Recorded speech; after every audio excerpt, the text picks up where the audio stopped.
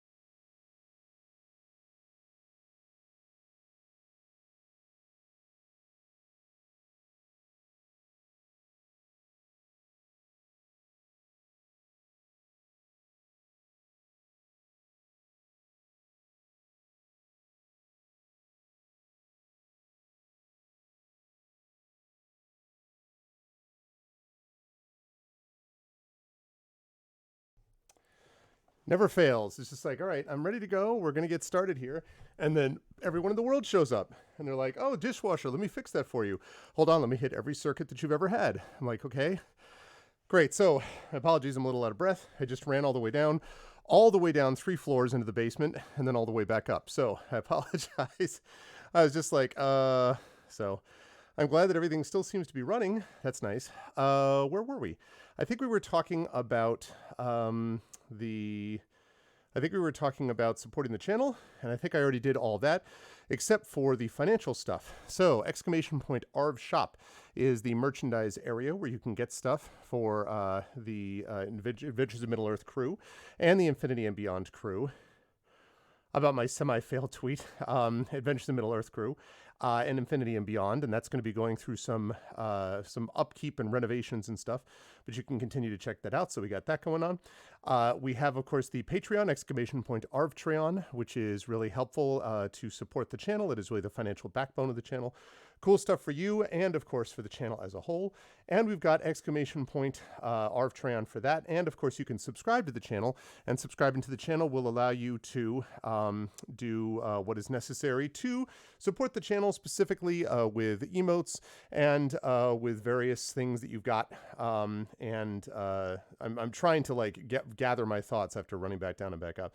But anyway, you can support the channel by subscribing. You can also get inspirations to help the players as well. On the publishing side, !Icarus is the Icarus graphic novel from Athos Arts.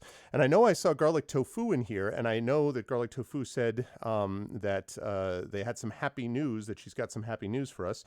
So I would love to hear it. I'd love to hear what the happy news is, what the announcement is that they can make. But that is Athos Arts, which was also responsible for my Gray Shade book coming out in a couple of months. Hopefully less than that, actually. I finished the revisions. I've sent them off to, after going through Emily's excellent edits, I have gone through and made many changes, and then I've sent that off to Mr. John Helfers, who will be the next stage of the editing process. And so we're making progress as far as that's concerned. So Gray Shade KS is the Gray Shade Kickstarter. The Gray Shade book will come out first in a couple of months, as I said, and then later on will be the case. Wait, what? It's also a finalist in the Midwest Independent Publishing Association Awards, ... And, okay, that's really awesome. What else? A Certain Lord's Dome by Hey, was nominated in the Spec Fic category. Well, congratulations. That's really awesome. First of all, I'm super excited to hear that Icarus is also a finalist in the Midwest Independent Publishing Association Awards.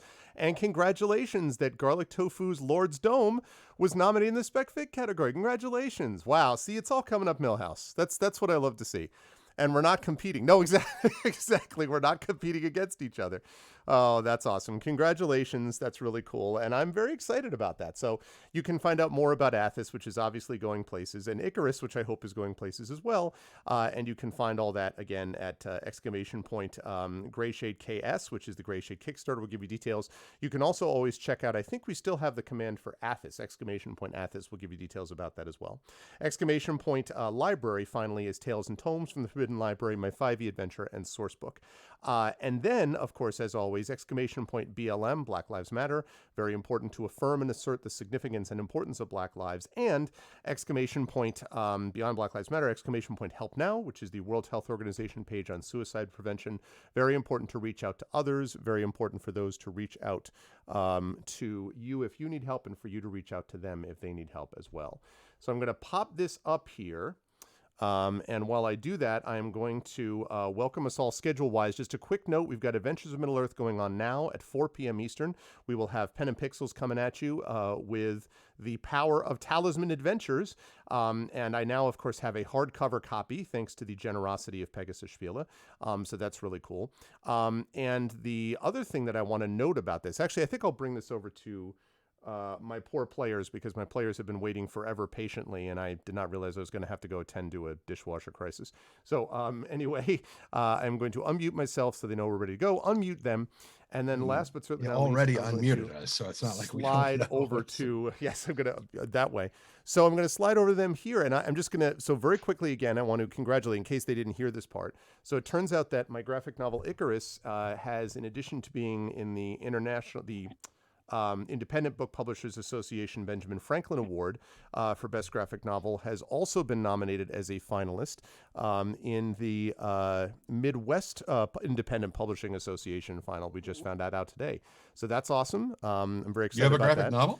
It's, yeah, there's a certain, it's a thing that you might perhaps see in the new painting right above my head back there. That maybe No, it's something... really blurry. I think that's actually dishwasher pods. That's that. Yeah, listen, dishwasher. You'll be using dishwasher in this place, right? And I can also see, of course, that E.D.E. Bell's book Lord's Dome has also been nominated. I see in the fantasy, sci-fi, horror, paranormal fiction. So that's really awesome. Whose novel? It's E.D.E. Bell, a certain prominent E.D.E. E.D.E. Bell. So I am one of two. Icarus is one of two finalists, along with a graphic novel. Now this is going to be difficult for Tren. Epic, and it's called Cat Ninja. So that does pose a challenge because it has a cute little cat ninja on the front.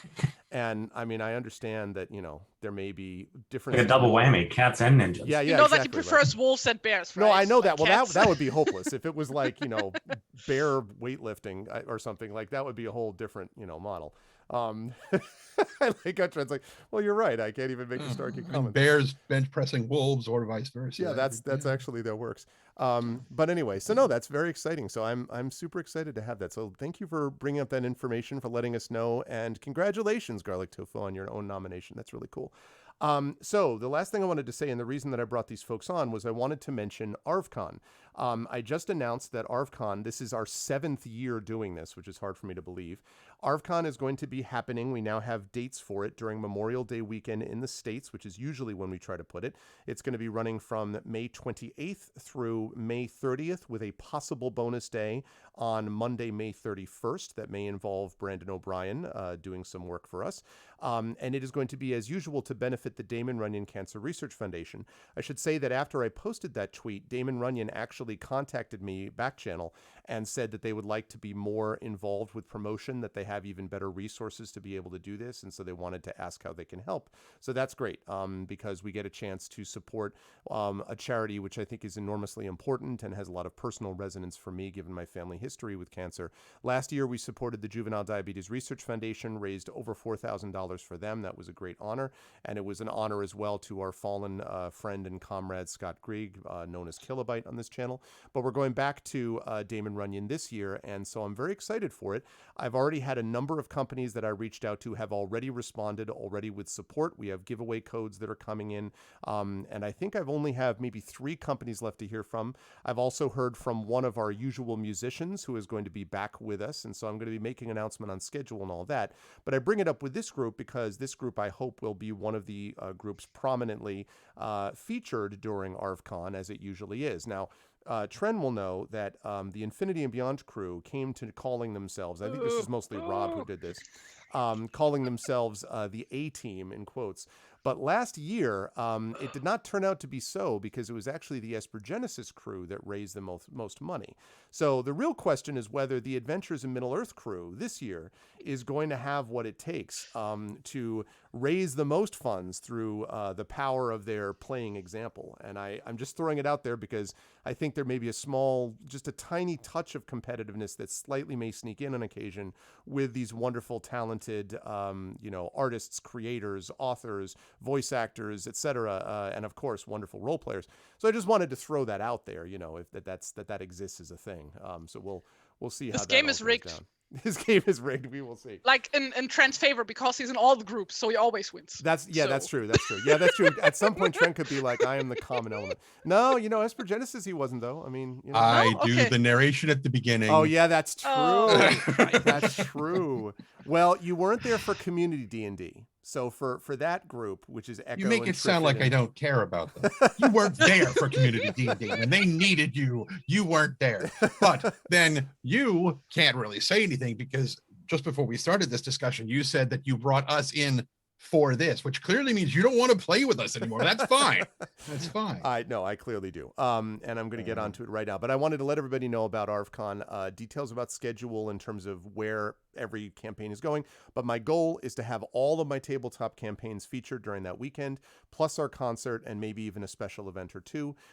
So we will see. I'm very excited about it, and it's a big deal for us. It's the thing that every year that I feel it makes me feel warm and fuzzy inside, and also makes me feel, most importantly, like we're doing something tangible in the face of this terrible scourge of this disease. And it's nice to know that we can actually do something positive, and it really is a way for our community to come together. So I'm excited about that, and again, you'll be finding out more about that in the weeks to come. Now, with that said, I want to thank the wonderful players for waiting, and I'm going to let Tren tell me what he wants to tell me because he's going to introduce himself anyway. Mr. Tren Yeah, Sparks, true. yes, sir. Yeah, so I'm Tren, and I play the Thorny Bear Thane, a guy, dwarf friend, which is going to come into play here, I'm sure. The other thing I wanted to say is Progenitor starts with an E, Infinity and Beyond starts with an I, D&D with Community starts with a D or a C, depending on how you spell it. What starts with an A? Adventures in Middle-earth. We are the A team. Thank you very much.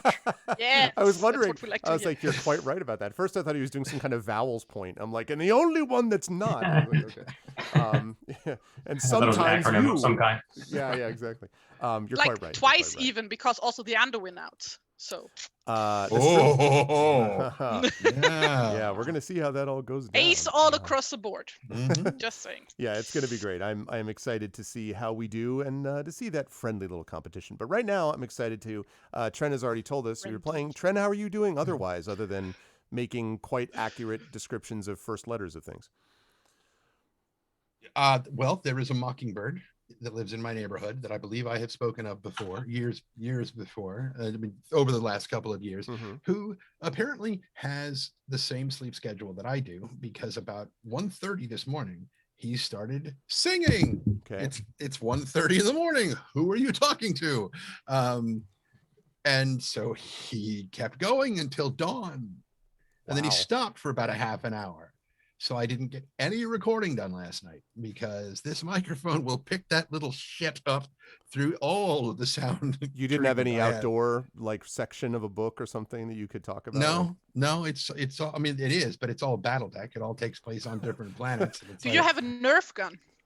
I don't have any weapons. Well, I have weapons. I don't have any guns. So you could throw something at the bird.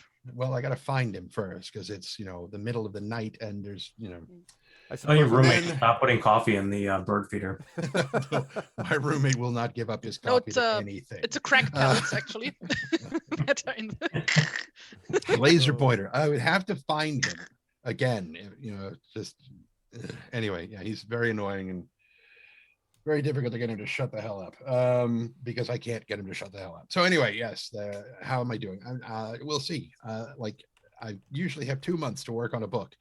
Most of that month is gone right now, and so I'm down to like 5 weeks to do an entire book, and I'm panicking. Wait a minute, you usually have a month to do a book, and now you have 5 weeks? 2 months. Oh, all right. I was gonna say, I was like, okay, 2 months. Oh well, listen, maybe if you can get the bird to work with you, you can have more hours available somehow. I mean, no, it's not how it works. Okay, no. Not this one anyway. Well, listen, this is. I mean, I would be more worried if it were not for the fact that we already know the prominent level that Tren enjoys in terms of respect among the community. I mean, pretty much Tren is the voice these days of voice acting and narration. So when you want narration, you just know that that's what that's all about. That's okay. That's how that goes. Unless there's singing involved. Yes, well then we need to get Rob. Then that's a whole different scenario. But anyway, it is a pleasure to have Tren with us, who, as he said, is playing Thane Tawny Bear, the Hearthmender Dwarf Friend, in case we were curious about the whole title. And moving right on down the line, it is also my great pleasure to welcome Brad Bollier back, as always. And of course, we were having a very vigorous discussion in the green room about electric vehicles and about the value of them and how they all, this was all a prominent part of what we discuss here on Adventures of Middle-earth during the green room section. But I did want to mention that I have always followed, of course, my friend Brad's career with great interest. And I know that there is a new book that or new manuscript that you just finished. That is now, I don't remember if you said it was on its way to an agent or what the process of it was, but I feel like it was a science fiction thing, I think, that you just finished, unless I'm getting that wrong. Is that true? Do you have more stuff that just came done, I think? Yeah. The one that I just finished this past week, and I'm going through edits at this point, is a short novel project.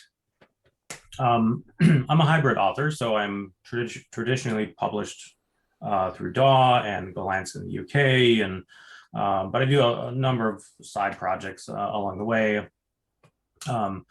number of novellas that go along with the Shattered Sand series and other shorter projects, things like that. So I like doing that. I like adding those things in, either to enhance some properties that are already out. But this is a brand new one it's kind of a cross between Minority Report and The City and the City. Wow. I'm already in. I love City in the City. Yeah, it's interesting. Well, that we've talked about that, you and I. I love that book. That book had a huge effect on me. It was one of the in semi-recent years. It gave me one of the greatest sense of wonder, type things that I haven't had in a long time. Yeah, it was just a mind-blowing concept. Tremendous. So yeah, I kind of played with that a little bit and made a fictitious city in the Midwest where these dimensional barriers have been pierced in such a way that there are 5 co-linked universes, realities that are later they sort of remain. They're linked together, and if they ever lose one, they lose it forever.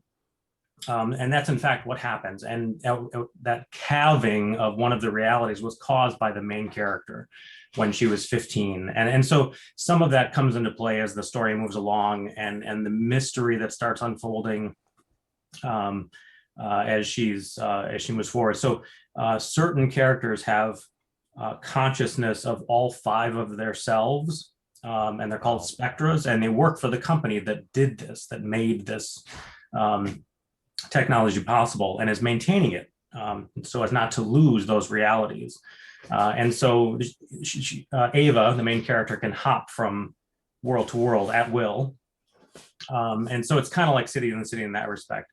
And so it's a murder mystery. The first book is called A Suicide in Spring. The series is called The 5 Faces of Evangeline Shaw, the main character. And so I'm planning on having 5. And each one will take place in essentially one of these 5 realities. And this is all going to be independent published, or like you don't know yet? I'm gonna reach out to I'm gonna try Tor.com, because that's really kind of the only place. I mean, there's a few other markets that could possibly fit, but that's the one that makes the most sense, probably. For sure. But if not, if that doesn't work out, I'll definitely self-publish and make that an arc over the next couple of years. Yeah, no, that would be great. Yeah, when not publishing Martha Wells' work, Tor.com is a great. No, really. Martha's amazing, and they deserves all of the contracts and stuff that they get. And obviously, Tor.com is also amazing. So no, that's great. I had been reading a little bit about following your tweets about things you had done with that, and it seemed really cool conceptually to me also, although you just sort of hinted at it during the tweets. So that's cool. I'm excited for it. It will be as good as your other work, I have no doubt.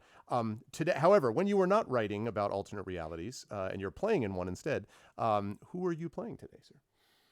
I am playing Bolobras Tuk, Bolo, an excitable, adventuresome hobbit who is learning the ways of the world and is eager to dig into the mystery behind Balin. And I wore I can't remember if I wore this on the show before, but I have my Eagle and the Child shirt. Ooh, nice. Where the Inklings met in Oxford. Yeah. I've been there a couple of times at this point, so that's awesome. It's a fun little place. So I'm looking forward to the new adventure. Awesome. I am excited to have you on board, and I'm also, as always, excited to have on board the amazing Terry Tunes, who you will note it does not have the normal hat that we sort of expect. This is Terry on the road, as it were. Yes. It's available to us mobily, so we will anytime we can have Terry in any form at all available to us. It's a good thing. Terry, how are you doing? How's life in the universe with you, and who are you playing? Hi. Thanks for having me. I'm Terry Tunes, waiting for my coffee to kick in, which it hasn't done yet, so I might not off any second. Who am I? Isn't that a big question? Who are we? Where are we going? Where are we going? Cotton Eye Joe, something. Where did we come from? No, I'm playing Inge, daughter of Ida. Full title is wait, I just set the tab open. I just have one screen to work with today, so That's Sorry, not in enough. solidarity with Oh, your, good. Now your everyone's got. captain. Yo, we've all got caps now. Yay! I wonder how people are going to notice this at some point. They're going to be like, "Wait a minute." I gotta get us AME caps, just like with the AME crew thing, like on top or whatever. You know, just like that's what I gotta Yes. do. Represent. Thane Inge Homefinder, daughter of Ida, Council of Dine II. That's who I'm playing. She is a dwarf of the Erebor, a wanderer, a stonemason, and she has a pony sidekick. And also currently is running what do you call that? Work crew. Yeah, a work crew basically to unslum the slums. Yeah, to that a thing? deslumify. To uh, deslumify. Gentrification? What? Yeah, exactly. Yes, let's do a gentrification. To make sure let's that it's put out nice, of the reach nice of any coffee local shops inhabitants. everywhere. Yeah. We're gonna do Williamsburg Raise the all over. rent. Let's go. Let's make it. Let's make it happen. Oh my God. That's where did they all end up? Well, they went out to the seedy area of Haven. What? That's terrible. How could you do? What do you mean? No, of course, improving it for the benefit of all the citizens, right? So. Well, mainly for the ones who need it. Yeah, those not ones. not the rich ones. All the needy citizens. Can we call our coffee shop the Silmarilla Bucks? Wow. What now? That's the Silmarilla Silmarilla Bucks. Thank you. That's the I'll be Silmarilla signing Bucks. off now. Yes, I'll you see guys will. next week. Is that like a reference or something? Like obviously Well, aside from the Silmarillion Silmaril, but with like Starbucks. Starbucks. Starbucks. Yes, There the we go. coffee Now is the definitely pain not is kicked in. There's the hand over the eyes. You gotta wait for the boomerang to hit you, and then that's Oh, good. wow. I figured it out. Yeah, like I said, the coffee has not kicked in yet. So Starbucks or otherwise. It is a pleasure to welcome my crew in today. You will notice that Amal Omatar is not with us today. It is player not Buried available under a today, mountain. and that is because she is still dealing with being overwhelmed with grading stuff. I can absolutely sympathize, although not this semester because I'm on sabbatical, which is almost over officially since. So we got that going on. What is that? Terry's writing upside down. Oh, okay. All right. Just as long as I'm clear about that. So anyway, Amal is not with us, but will be back with us, of course, next month, which is going to be exciting. And thank you, Echo, very much. Thank you. I appreciate it. Yeah, I'm very excited about it. I was since blowing had my not heard that nose. from That's why I flipped down the screen Oh, that's because you fine. guys don't need to see I that. thought you were just sort of dramatically being like, and here, upside down notes. No. That's Sure, just my the nose that are clues to laying the here. adventure. Exactly. No, I just have major hay fever. So Oh, yeah. and I forgot to take my meds again last night. So Oh, I'm no. not smart. I'm not smart. The power of hay fever. No, a lot of people around here have been complaining about it too. So I am sorry for those who suffer. It but- is a good payoff against like the extra vitamin D from the sunlight. So That's true. That's true. So I am most grateful to have the players with me. We will have Amal back with us next month. But we are here and ready to go. And so the time has come to talk a little bit about what happened in our last session. I will fire up our music, which for today I think we will have as the Rivertown. No. Yeah, exactly. Da-da-da! Yeah, that's exactly the feel that we want. It should be. I mean, But we're not going to do that they're going to be doing because spy stuff. Yeah, exactly. So in our last session, the party has been trying to gather information at the behest of Balin, the famous dwarf and companion of Thorin Oakenshield, there was an attempt made upon Balin's life, and Balin, when he had a chance to speak to the party about it, revealed that the attempt on his life was not entirely unexpected, that there had been concerns about things going on within Dale and with the increasing tensions between the Iron Hills in particular, and Erebor to a lesser degree, and Dale. Humans and dwarves have become increasingly suspicious of each other, and in particular there are some concerns on the part of some of the older dwarves, in particular the dwarven smiths, let's see how many more times I can use the word particular, that are particularly concerned, are concerned about the state of smithing that exists these days. We got a chance to see this with certain characters, like, for example, Thrun, who is a maker of toys. We'll talk more about Thrun in just a moment, who was called out, basically, by a couple of dwarven smiths from the Iron Hills. And it could have gotten quite ugly if the party had not intervened, with the benefit of Bolo, who actually also stayed behind. It was like, let me cook you some food, and let's talk about stuff, and, pulled some charismatic moments along with some useful moments with Flank Searer to try to lower the temperature not on the flank steerer, but on the conversation with the dwarves in question. But Balin's concern is real and has therefore sent out the party to find out what exactly is fueling this increased suspicion and what might be leading to this set of disagreements, because it seems to not just be organic, but to be fueled in some way by some shadowy figure elsewhere. And so the party has gone out to be able to do some of this. And the party, after a couple of things that they did together, split up and went in two separate directions. Tawny and the River went down to the docks, where they had a chance to speak to a number of people that were on the quays trying to gather information. Yes, exactly. No. Trying to gather information from people who are responsible. The one that, of course, Tawny is referring to is the Reeve of the Keys, and that was Halward, who I believe I have a picture of. Right. Very jawful. There man. we go, Howard, with the strong jawline right there.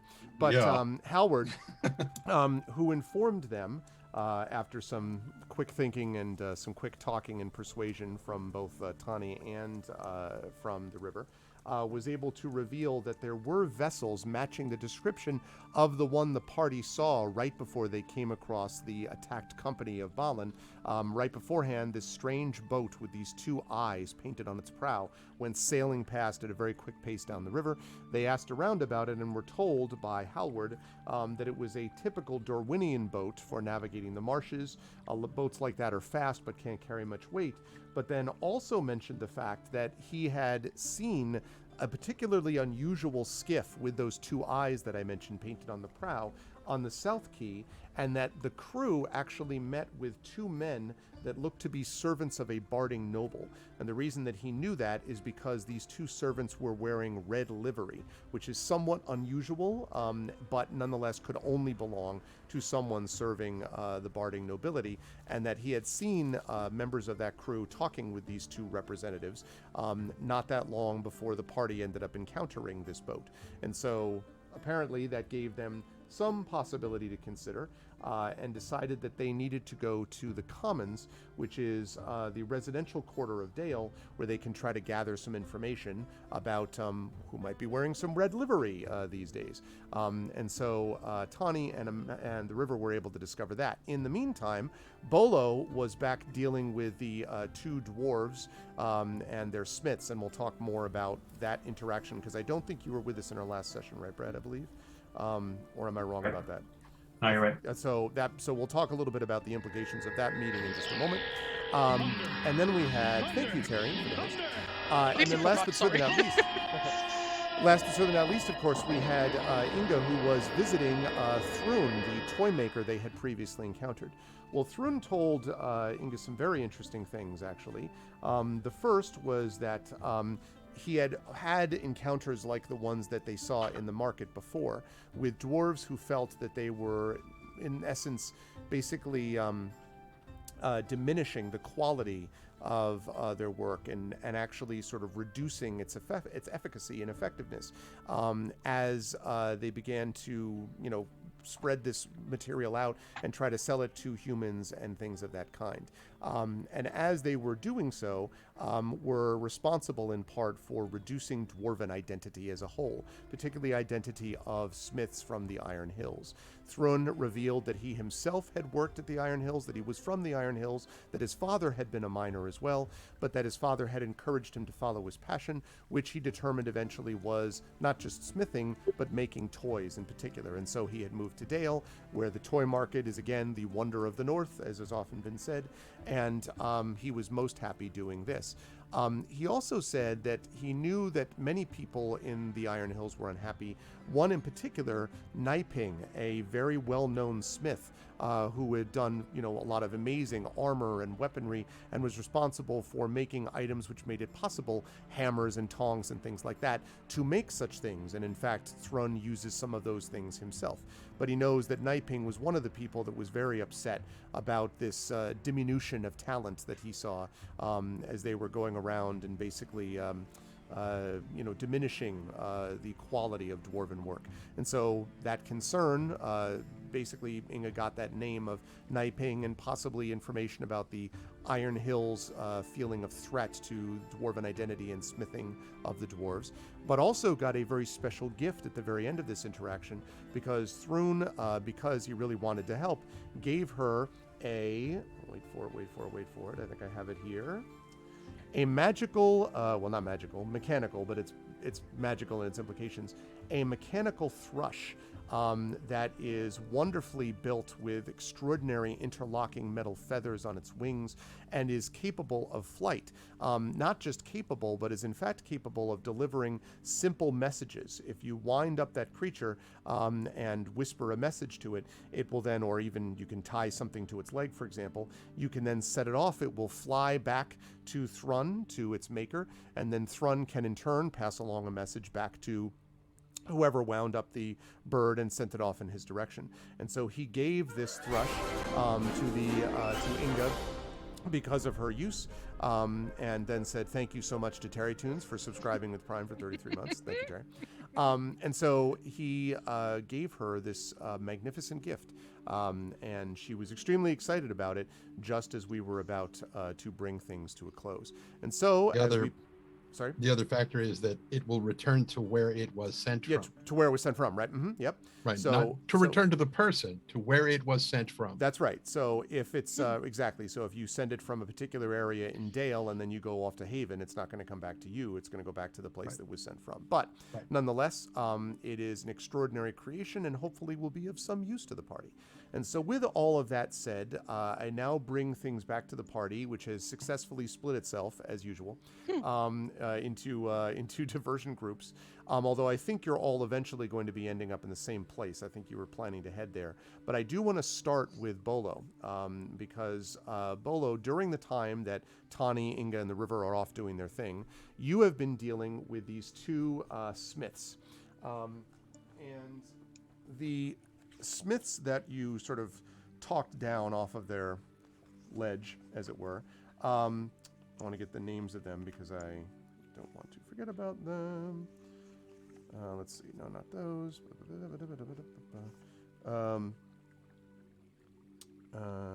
Yes, and then that thing with the smiths and blah, blah, blah, blah. Oh, okay.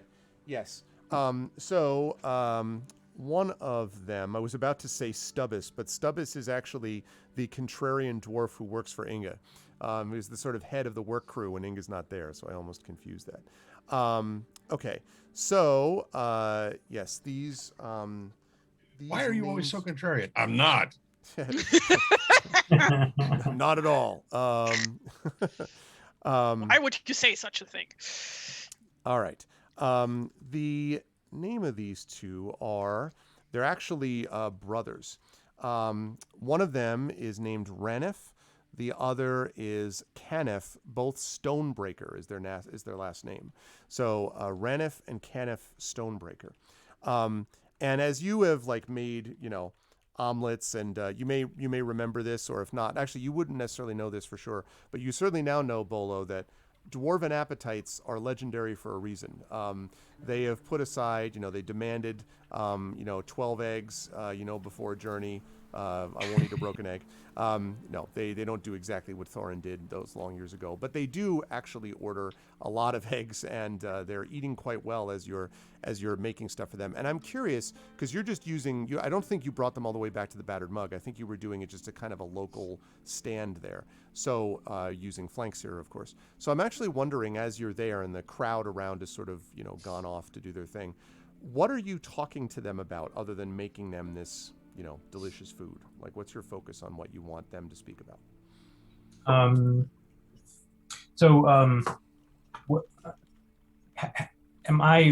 Have I been with the party enough to know all the goings on with Balin and where he wants us to? Don't actually think so. In fact, I think to this point, I believe you still theoretically think that Balin is dead. I believe. Yeah. Okay. So say again. Which is useful. Yeah, that's true. Well, I suppose then, I'll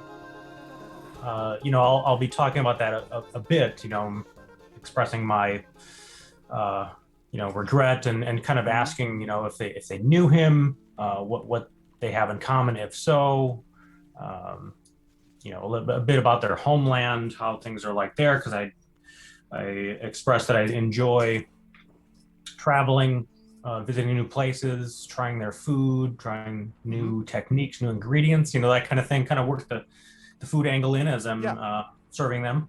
Yeah, and that type of thing. they are they are of course most grateful for the food, and they seem considerably mollified, although not entirely.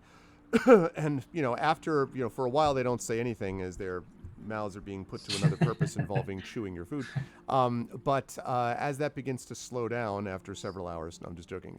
After that begins to slow down a bit, they begin to mutter again a little bit about the circumstances in response to what you're saying. They tell you a little bit again about their Iron Hill smith work, and they name, they drop a bunch of dwarven names, frankly, none of which like, well, we worked with the great, Carlos Forge Builder, and you're like, oh yes, Carlos Forge Builder, I certainly remember him. You don't know any of these names, but but as they go through, they also do mention the name Naiping, as being one of the smiths who's one of the great, old traditionalists, and there's not enough of that in the world. And say the name again. Sure, Naiping. It's actually spelled Niping. Okay. And they actually, let me make sure that's right. I think it is. Yes, Niping. But as they sort of wind down, they start to look a little bit more like less angry and just kind of more, I don't know, saddened, I suppose. And Ranef, who these are, again, they are basically, they're not identical twins. They're clearly fraternal twins. But they tell you that they were born within minutes of each other and all that. And Canef makes the joke that he's been tugging at the beard of his older by 2 minutes brother ever since, and all that, and so they clearly have an easy rapport with each other. But at one point, Ranef says, "The truth is, today we can't already rival the metalwork of our fathers, and at this point, the secrets of our masters will be lost at the turn of a generation. And all of this is for our money, you understand? This was our gold, dwarven gold, that we found through our sweat and blood, and then managed for the good of the free peoples of Middle-earth to be able to produce into armor and weapons and things to fight back the thrice-cursed orcs and goblins of Gundabad and elsewhere. And what thanks do we get for it? Nothing. The people around here barely remember there was a dragon or a battle of armies that the dwarves were involved in. You know how many Iron Hills dwarves fell in that battle?" And he sort of waits for 3 seconds, and then as you look about to respond, he's like, "That's right!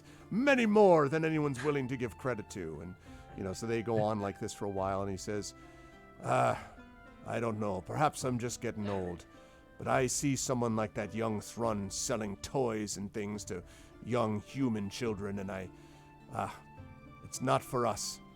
We weren't made to do this. We were made to make great weaponry and armor, and to sell it to people who could appreciate it, not to waste our time and talent on this.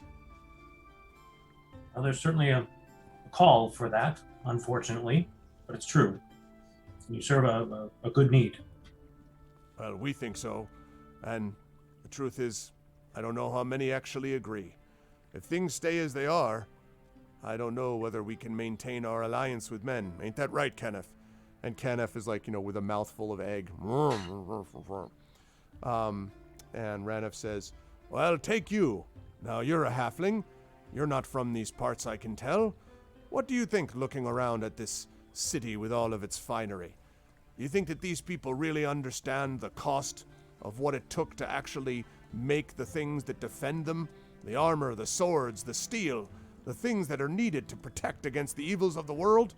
Do you think they understand that? Do you?" And he reaches in, he leans in, and you can see several eggs are caught in pieces of egg are caught in his beard and stuff. I say, well, maybe they don't, but isn't that what we're fighting for? Isn't that what we hope for in the end, is peace? Well, maybe, but peace on whose terms is what I say. Eh, Kenneth? Yeah, peace on our terms. And I don't know what peace there is for the halflings, but I can tell you for the dwarves, there can be no peace until there's acknowledgement of what we've done. That's what I say. Right, Kenneth? God, I want to punch these guys so bad.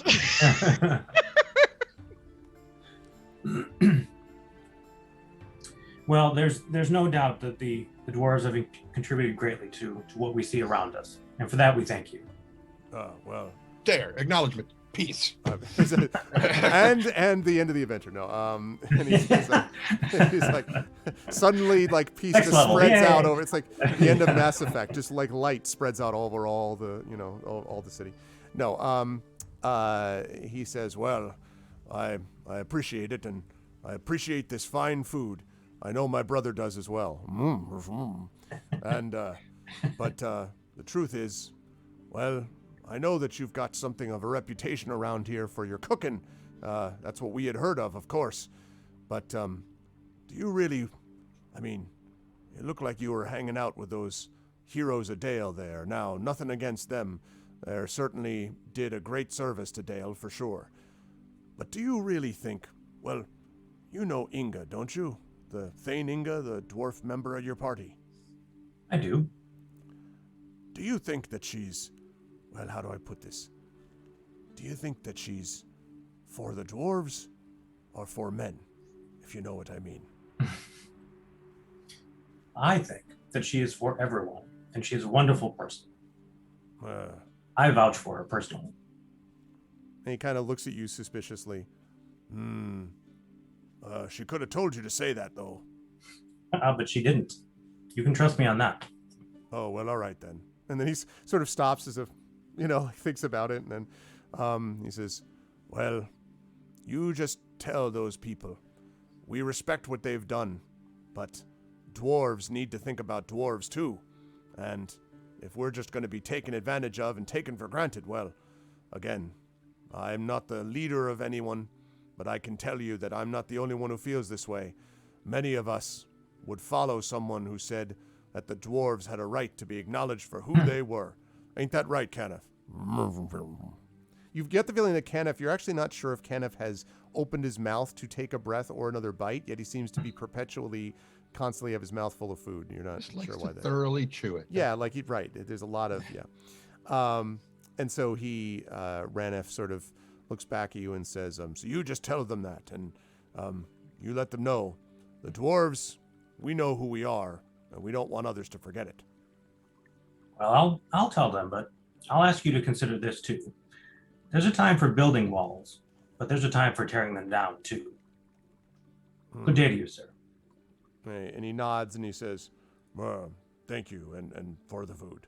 And they kind of wander off, Ranef talking to Kanef about, what did you think about that? Well, I mean, the food was good, as he heads off. So, Bolo, then the question is, where do you want to go after this? Because, as I say, Thrun by this point has closed up his little stand and left.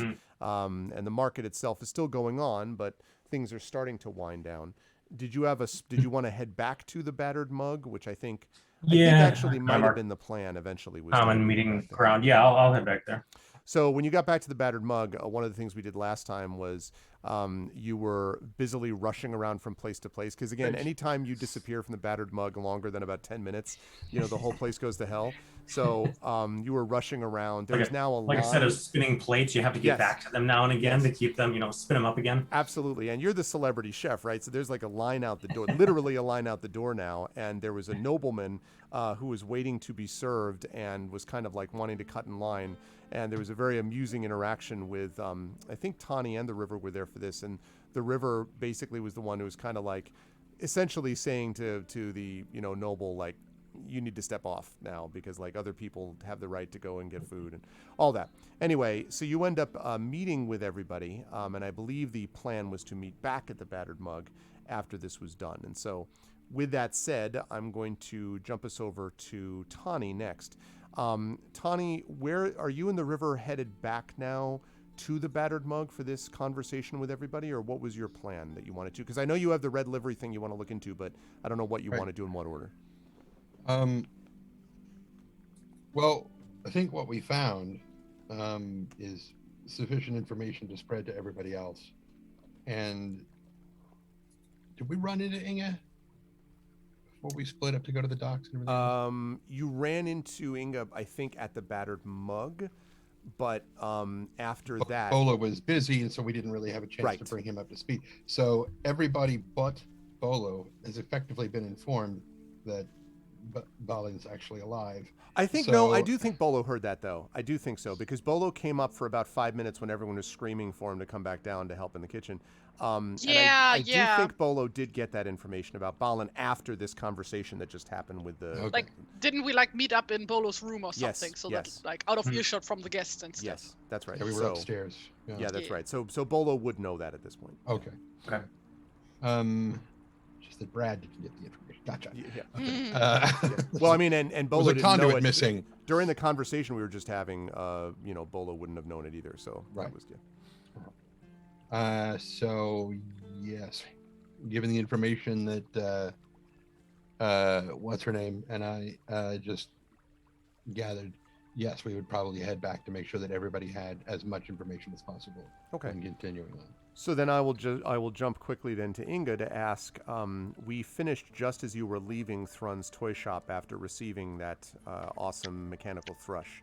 So I guess the question is same question to you, Inga. That I think your plan then was to head back to the battered mug, but I want to make sure. I that's- don't remember, but sure, let's go with that.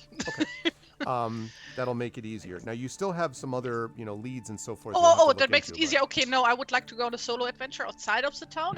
Wait Yes, for yes, please. everybody. Let's have a whole dreamscape of just nothing but. Oh man, I had a player Why? once who Don't wanted have to do stuff anything like that. and I prepared was like, in that direction. not happening. Yeah. So Railroading. yeah, exactly. But it was weird. It was like the player railroading. It was strange. But in any case, so yes, all right. So you're going to head back as well. I do want to mention though that all of you have gathered information that you can sort of share with each other. And remember, Balin had asked you to track down a few leads, and now you all may have some of these leads that you can follow up on. So Balin gave you this. I want to say about this charge maybe about 8 hours ago, 10 hours ago or so. So he's just given this to you, and the assumption was that you'd come back in a day or so. So you still have a good day plus to do more of your investigation if you wish.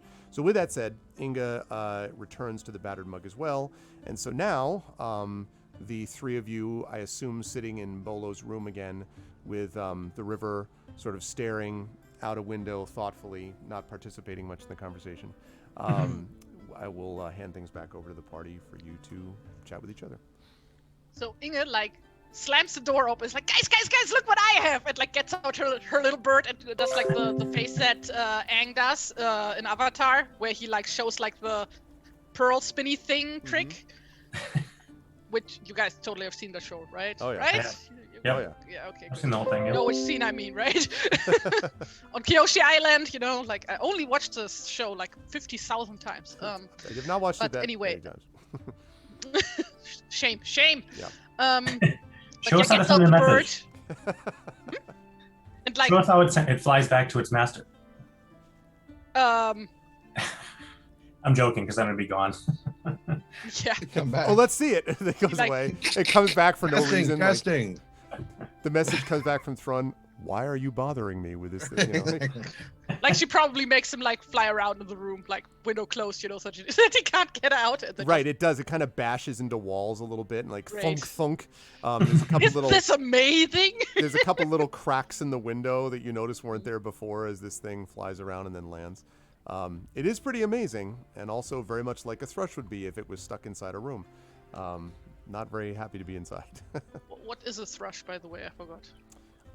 It's a black-winged bird that I always think of as being a little bit like but I'm probably wrong on this, like a small crow or raven. But yeah, I don't actually know if I've seen a thrush or if I would know if I had seen one. Their plumage across their back is fairly dark, and they have a light-colored belly with speckles across it.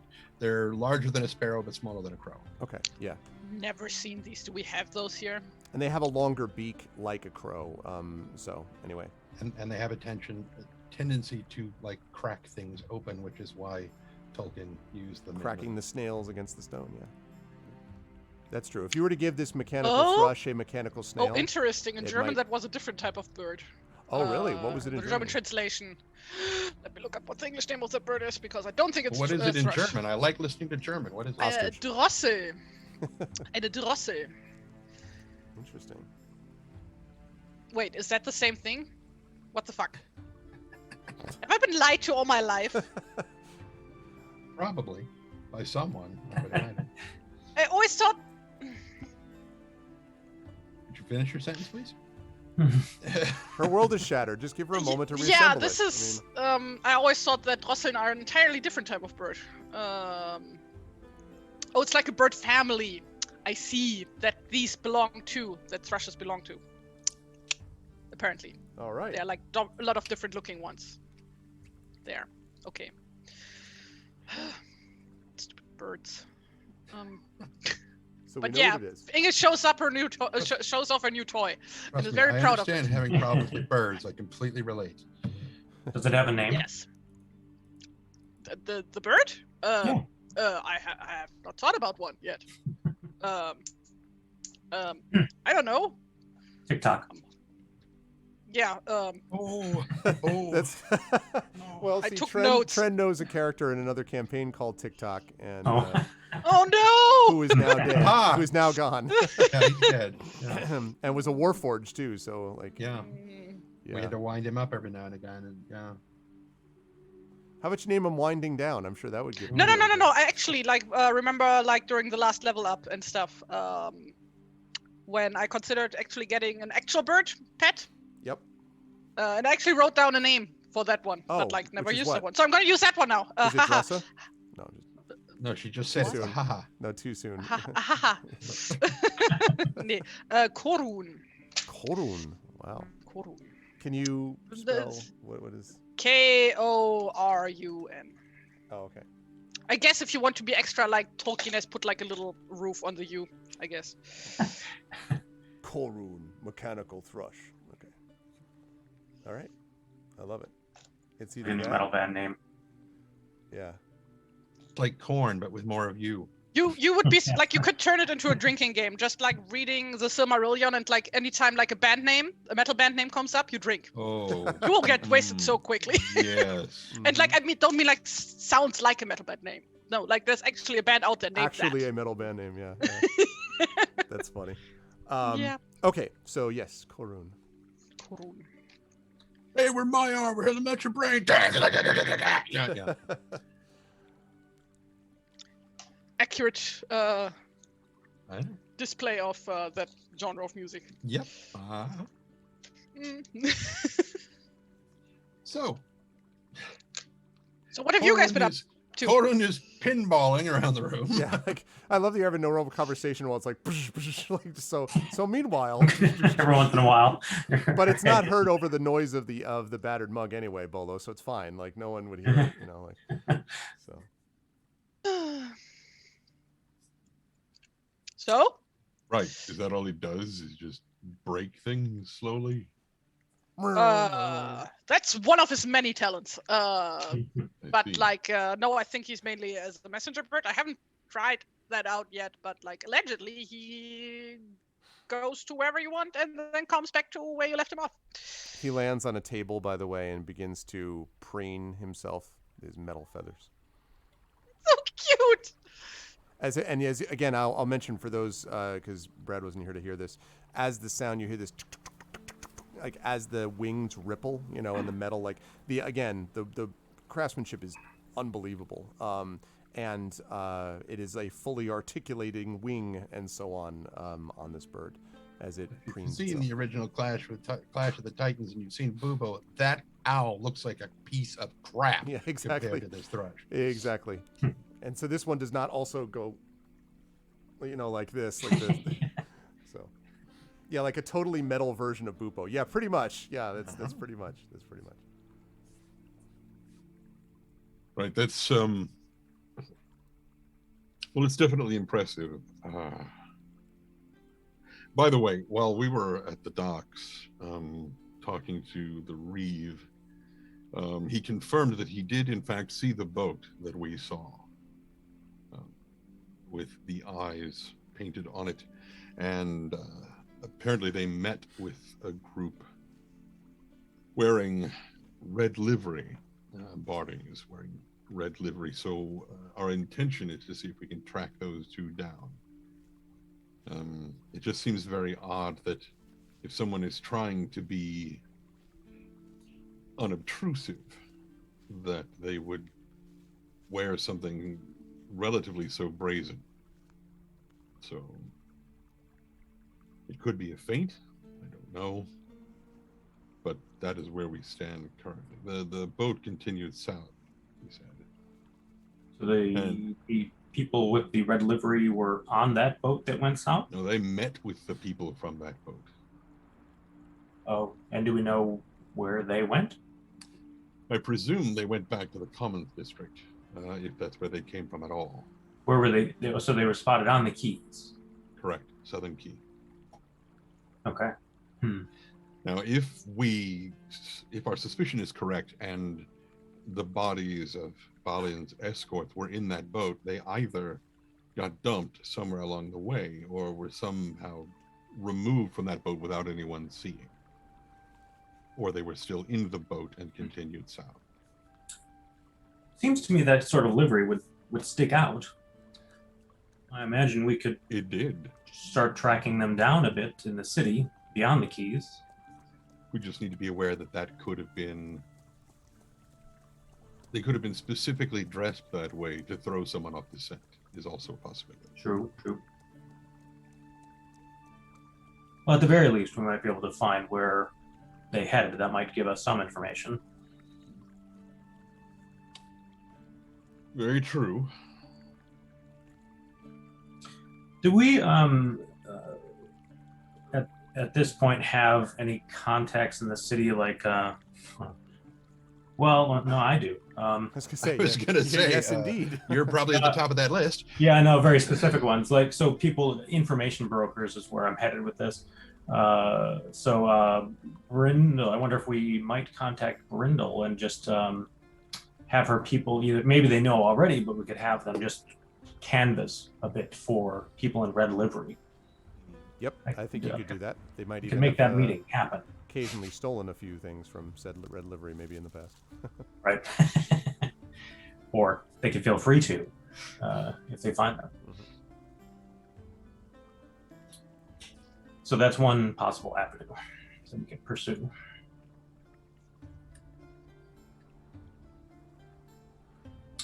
Are there other things that we're trying to accomplish in the city? And is so Balin asked us not to investigate so that people think he's still dead. Yes. Why? We are to keep it a secret. Why He wouldn't tell does he us. want that secret? He won't tell us. Try to get that out of him. He refused to tell me. So Okay. he also said he has like one more person in town who knows that he's still alive, but also refused to tell us who that is. So that's great. Do we have a plan to meet up with him or a way of contacting him again? Yes, through Thrun. Right? No, you can. Well, no, you actually can meet. You know where Balin's sort of hideout is. Oh yes, I know where his hideout is. so, Yes, yeah. yes, that. What the voice of from the offset there? Was the attempt on his life real? Yes, he said it was. The attempt on his life was real. I do want to point out also, he did say that the reason that he didn't want to be doing it is that he thought it was helpful for people to assume he was dead to kind of give him more freedom to maneuver, but he didn't specify in terms of details beyond that. Just sort of like, the longer they think I'm dead, the more I have freedom to act, basically. Or maybe the more free they are, and they tip their hand. Right, and he also thought that's right. Yeah, possible as well. Yeah. So, Both attempts on his life were genuine. The one on the road and the one when he got to town. Mm-hmm. Oh, that's probably why he wants to keep the death a secret, so that he doesn't get like a third assassination That too. attempt. Yeah, one that actually works. Hmm? Yeah, one that actually works. Yeah. Always that last one. You know? Yeah, well. Only once, shame on the rule you. of three. He's Shame trying on to you. avoid the rule of three. Yeah. Fool me once, shame on you. Fool me twice, shame on me. Fool me 3 times. Watch it, I'm huge.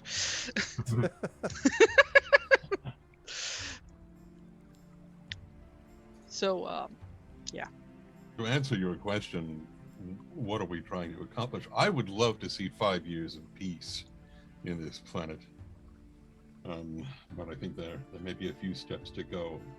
and barring that, Barring that, an end to whatever this, how did he put it, growing shadow?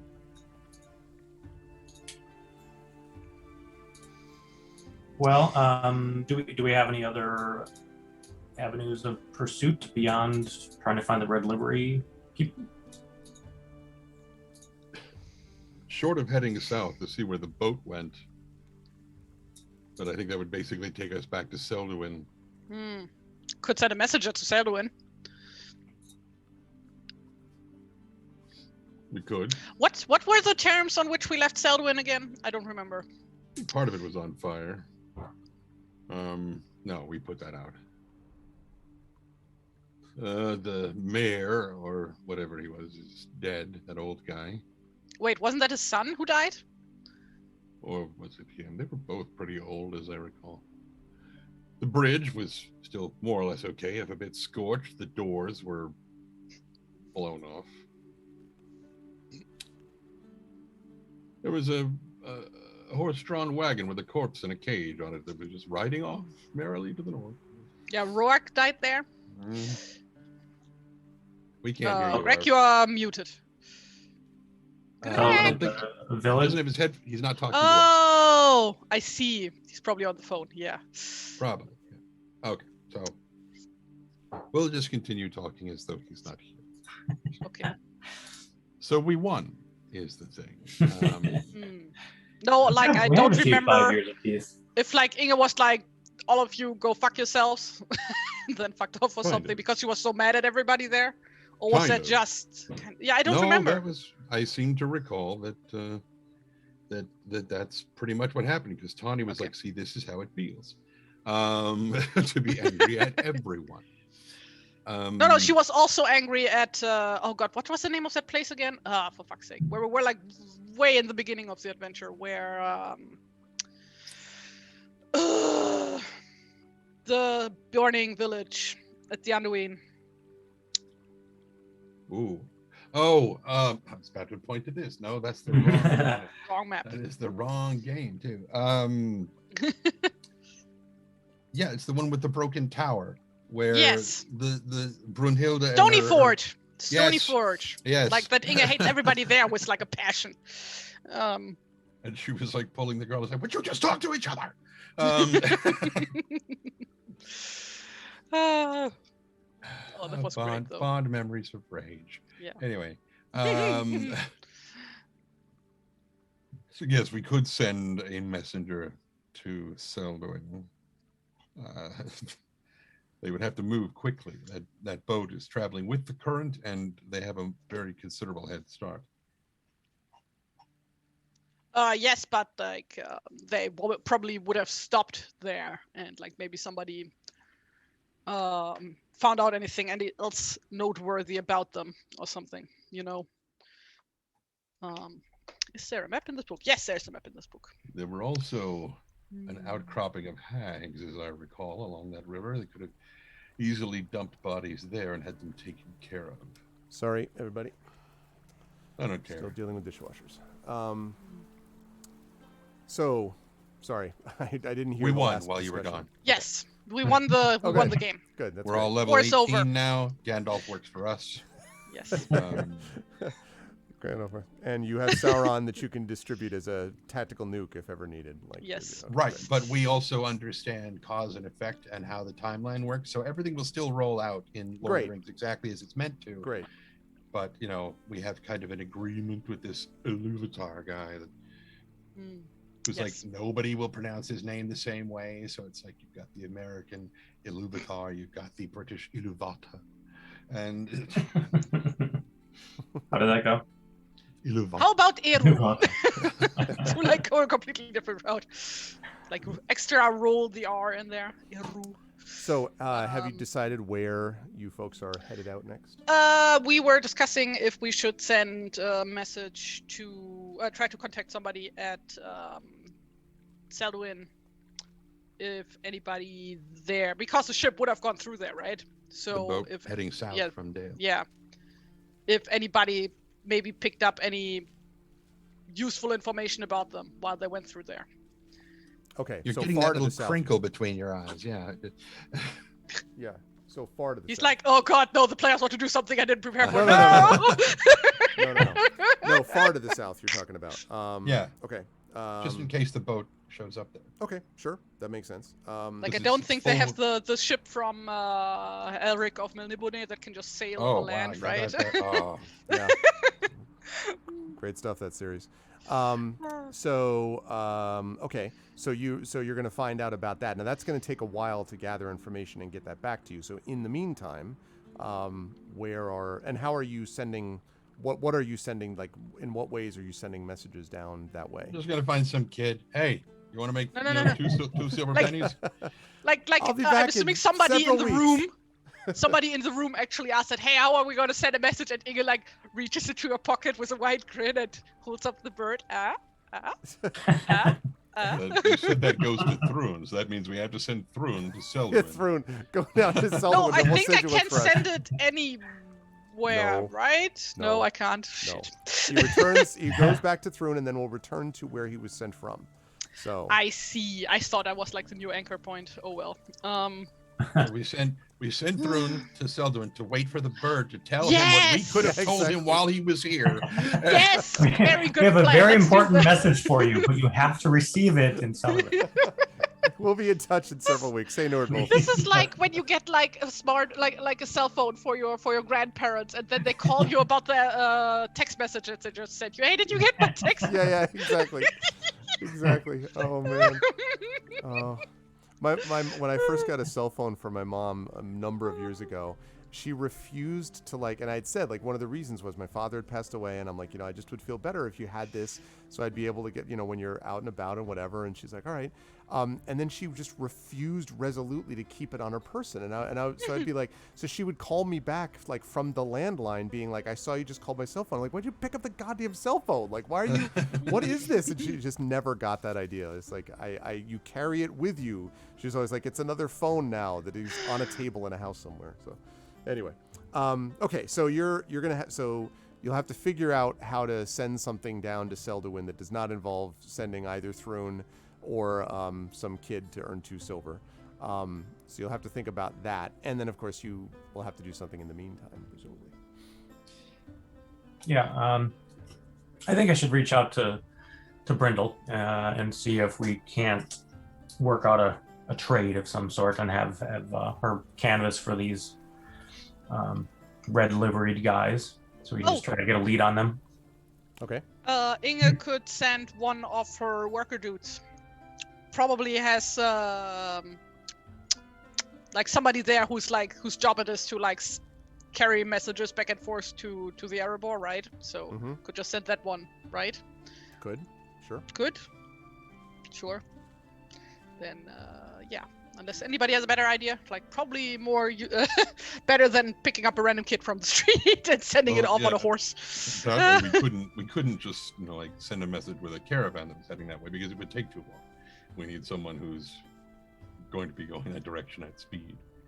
Well, I mean, there's probably ships going there regularly, right? But they will definitely be behind whatever boat that is. Unless they No, pass them. we know that they're not gonna be there before the ship is there. The point is that they're most likely gonna land in Selduin and are gonna talk to people, right? And maybe they can tell anything, and they would have gone through there before that too. So unless they stop along the way, just abandon the boat and head south via land. But then that would also be good information to know that the ship never got there. We just make no presumptions on what they are or are not going to do. So, but yeah, I would send one of my people down there. Okay. So that would be word south. We have Brindle for word here. And then I can...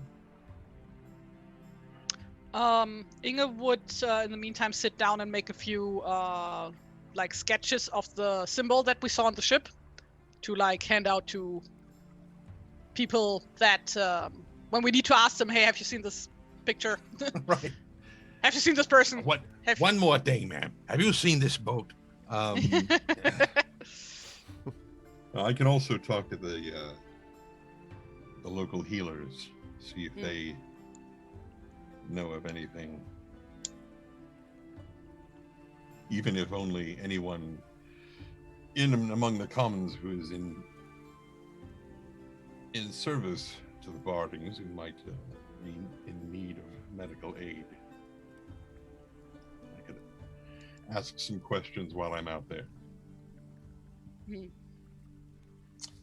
River, what do you? No, never mind. You're distracted.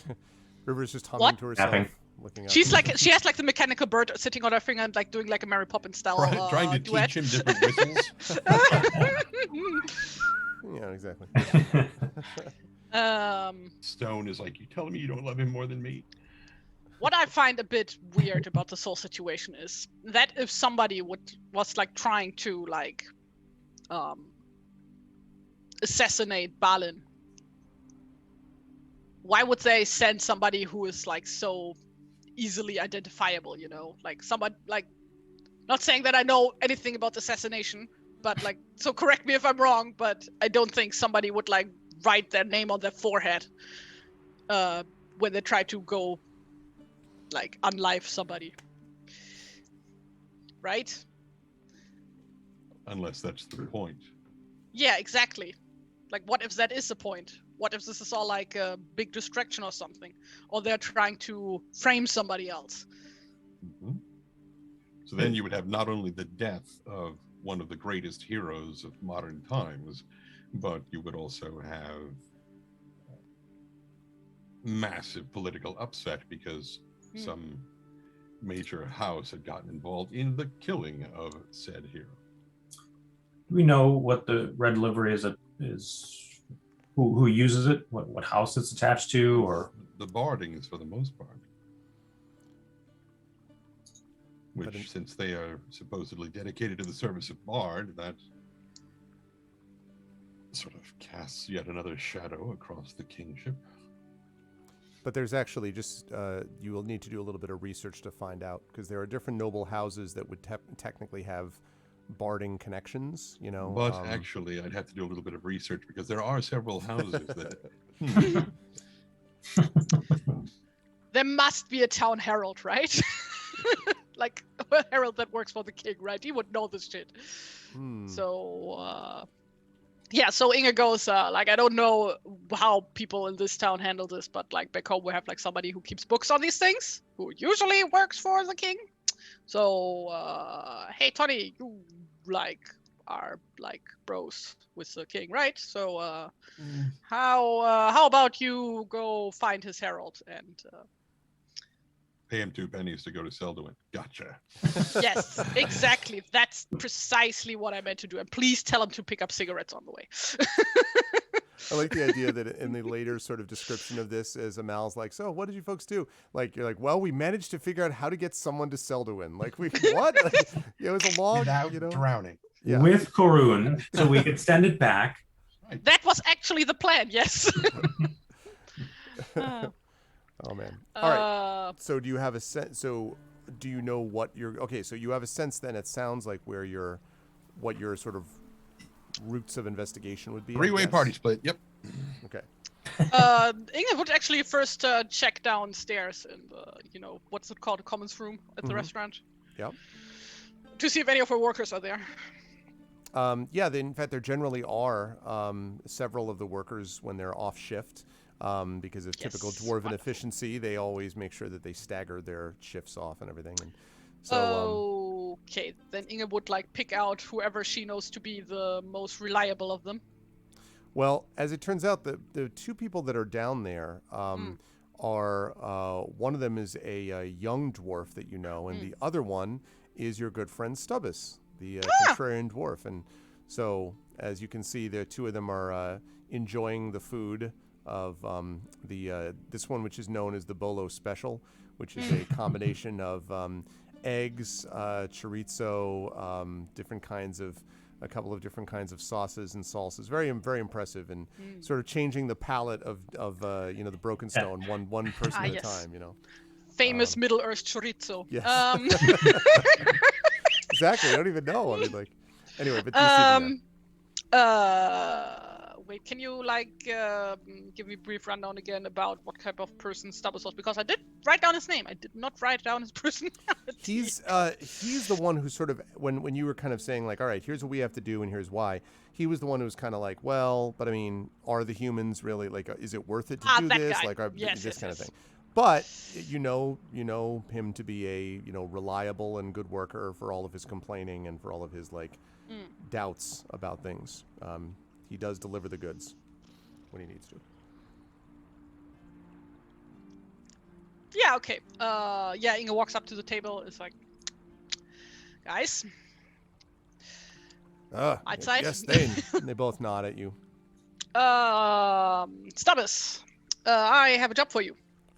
Aside from your usual job. After you finish your dinner, I need you to go find a ship downriver to go to Salduin. Like, there's time is of the essence here. He kind of looks at Salduin. Yes. Begging your pardon. Why you're sending me to Salduin? We don't have any goods that we can bring up to do the work. I mean, we just got a new supply of stone. No, it has nothing to do with our work here in Broken Stone. This is an entirely different business. I need you to go to Salduin and ask around there if anybody has seen a ship gets out one of the drawings that has this symbol painted on it. And he kind of peers at it and, I mean, Thane, yes? Don't you think someone would be better suited who's got more, the gift of speaking with others in a more regular way? And he looks like faintly bemused, which is the classic, like what, like sort of look. Afraid of getting seasick, are we? No, I mean, there's no problem with taking one of those ships down. I mean, not as good as having a hammer in your hand, but no, but it's.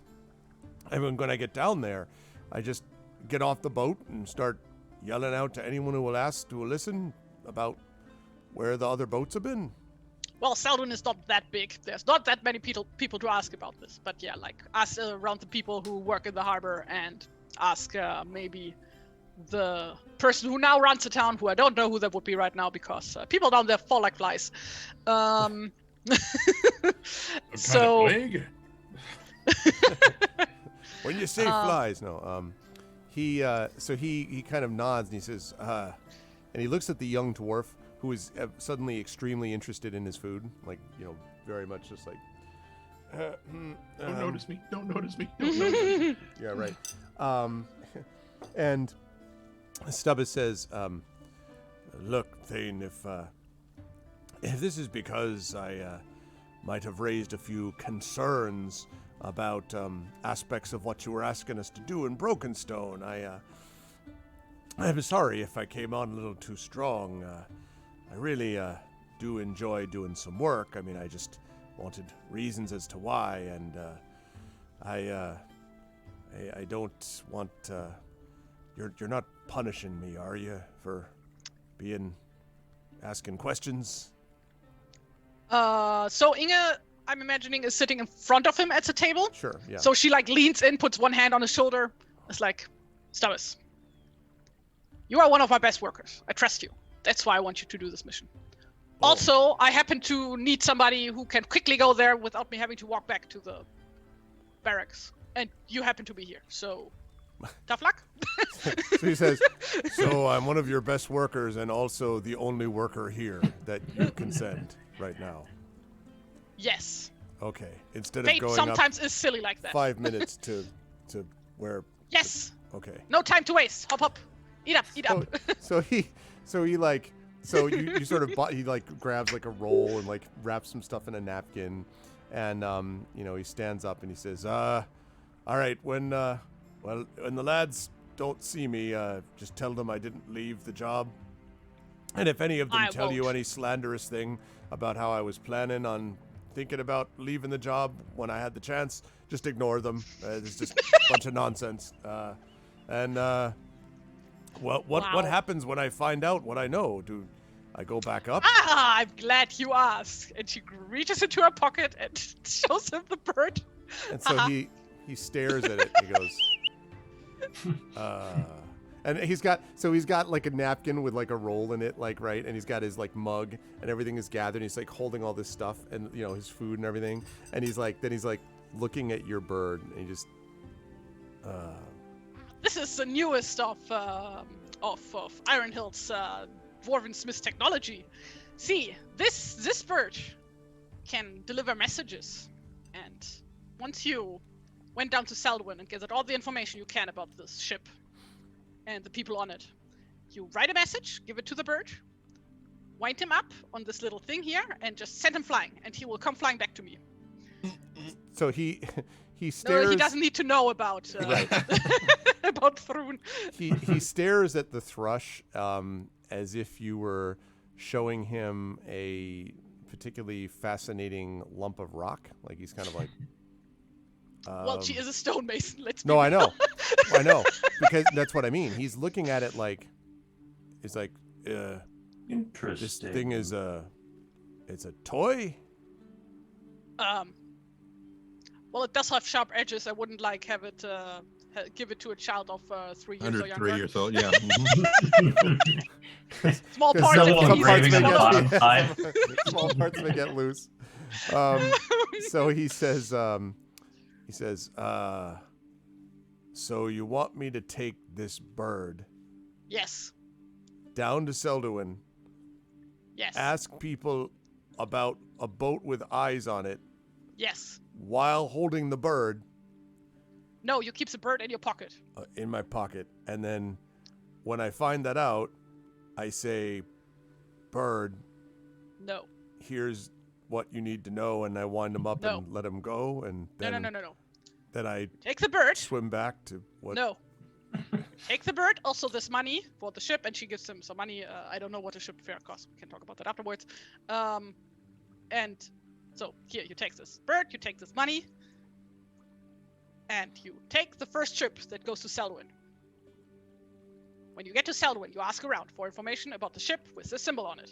And the people that are on the ship, who are wearing red livery, by the way. Should have mentioned that earlier. Anyway, keeping notes, good. Then, like- once you get all the information that you can, and if that is, nobody has seen the ship, that is also information that I need to know, in that case. And then you write it down, all of that. On paper, or parchment if you prefer, or on a piece of wood for all I care. As long as I can read it. Don't write it on a stone. I don't think this bird can carry a stone. Maybe a coconut would work. I'm not sure. And The young Then dwarf at the you table, by the wind- way, has now like sunk below the level of the table. And Tawny's just standing there going, "Oh God, no." then you wind up the bird like so.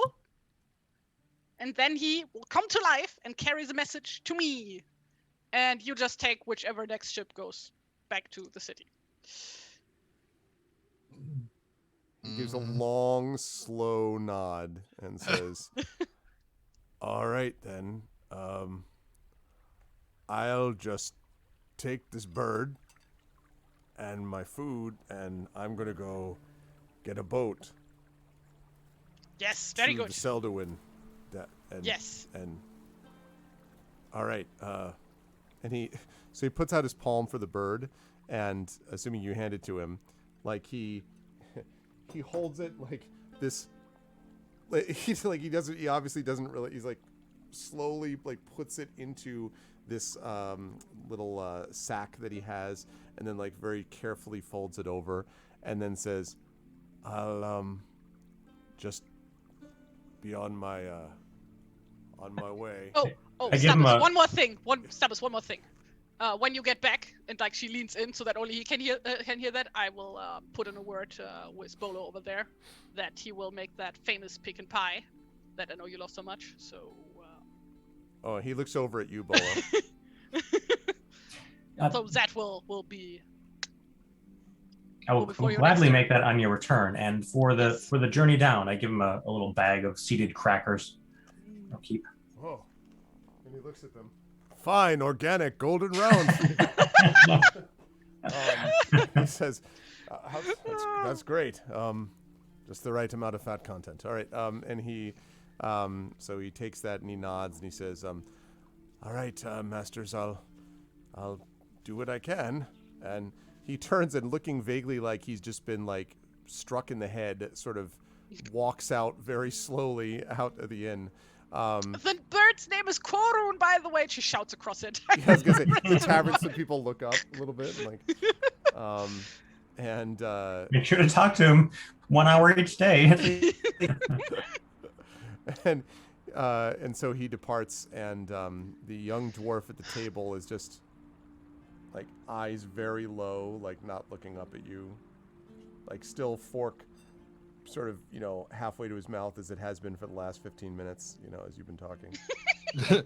I'm gonna leave you back to your dinner. Like, he slaps him on the back like way too hard. which is unfortunate because Tawny was about to reach down and push the fork into his mouth, so he's just going to get it from both sides. That's awful. Okay. All right. And with the Selderwin situation finally resolved, Tawny looks down at Inga and is like, "You are never going to see that bird ever again." With that said, the party heads Yes, off to I its am. various. No, you're not. It's gonna work. He's going to go down there. He's going to wind it up. It's going to go to Thrun. Stubbis is going to then leave the crossing at the Seldoin and come back up here. The bird, having found Thrun and delivered the message, will go back to the Seldoin, where Stubbis will no longer be. You will not see that bird unless you go down there and get it. No. See, it will get back to Thrun, who I will have informed by that time that the message is for me.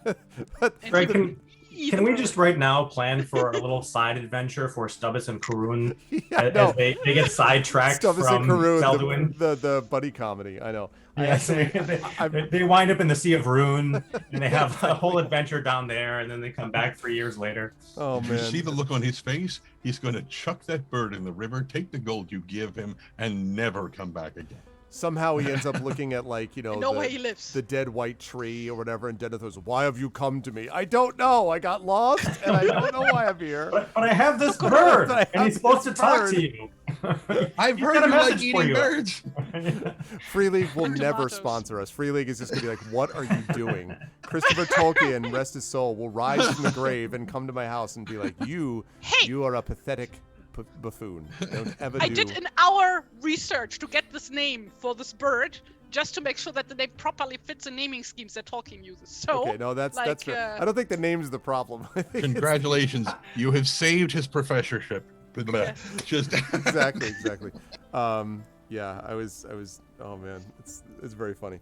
I have this image too that you get it back, and it's gonna be like one of those classic record the message here from someone who doesn't know what they're doing. So he's just gonna be like pressing. He'll be like, "Hello, hello. Where are you going? Where are you going? Don't fly!" Like that's the message.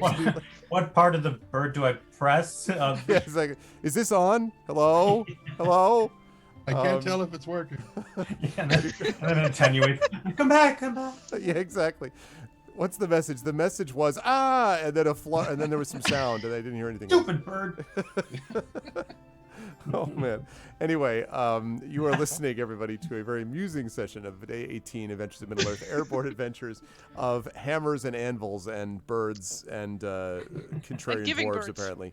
If you like what you've seen here, please follow our channel and please support us in all the various ways. What's up, Peripheral Mike? Good to see you, man. Please support us as we continue on with our adventures. So, okay, so this happens, and you set off for your various investigations. Some of these things, I don't think, because we have a couple things later that we're going to RP, so I don't think we need to RP some of this. The information that you get sort of is of two different varieties. Tawny, your work in trying to talk to some of the healers gives you information about some of the nobles that sometimes use these particular red livery, let us say.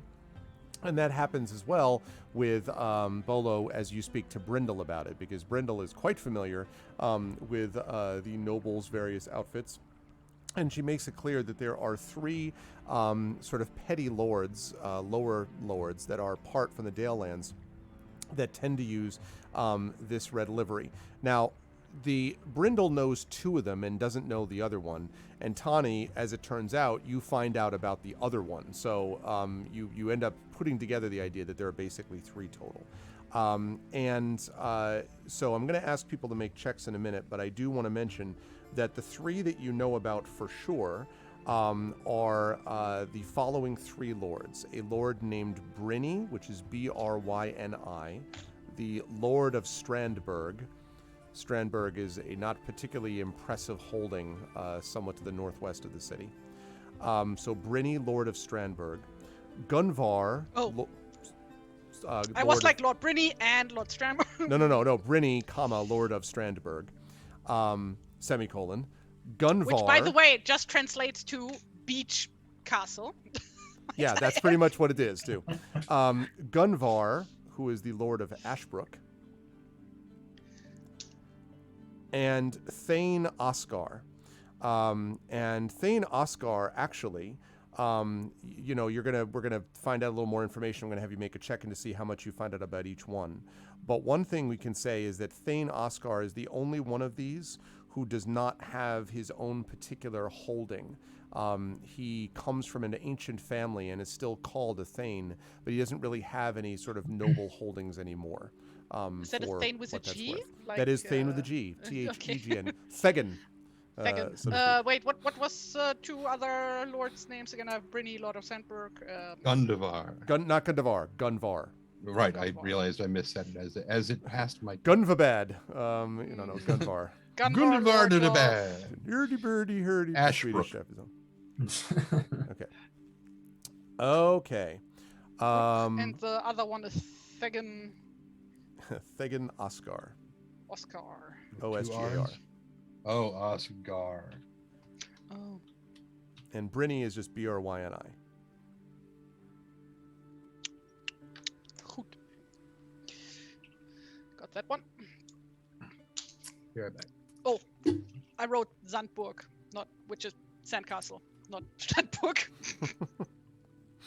Which is an adorable thought, just like a child on the beach. Okay. I am going to ask. Now, I do want to ask. So Bolo is dealing with Brindle. Inga is dealing with. Inga, did you actually go with Tani and the river to deal with, like, because Tani's going to go talk to healers, and Bolo is dealing with Brindle. Were you going with one of the others? Because you already took care of the. She would go with whoever would most likely pass by Thrun's workshop, so that she can inform him about the incoming bird. Okay, right, the incoming bird. He also seems incidentally slightly confused about who has it and where. You sent my bird away. Just make sure to keep the bird and don't send it back. Cool. He seems okay with that. Okay. So I'm going to have, and I guess the person who would do that probably would be Tani. So Bolo, I'm going to have you make an insight check for me, please. Let's see.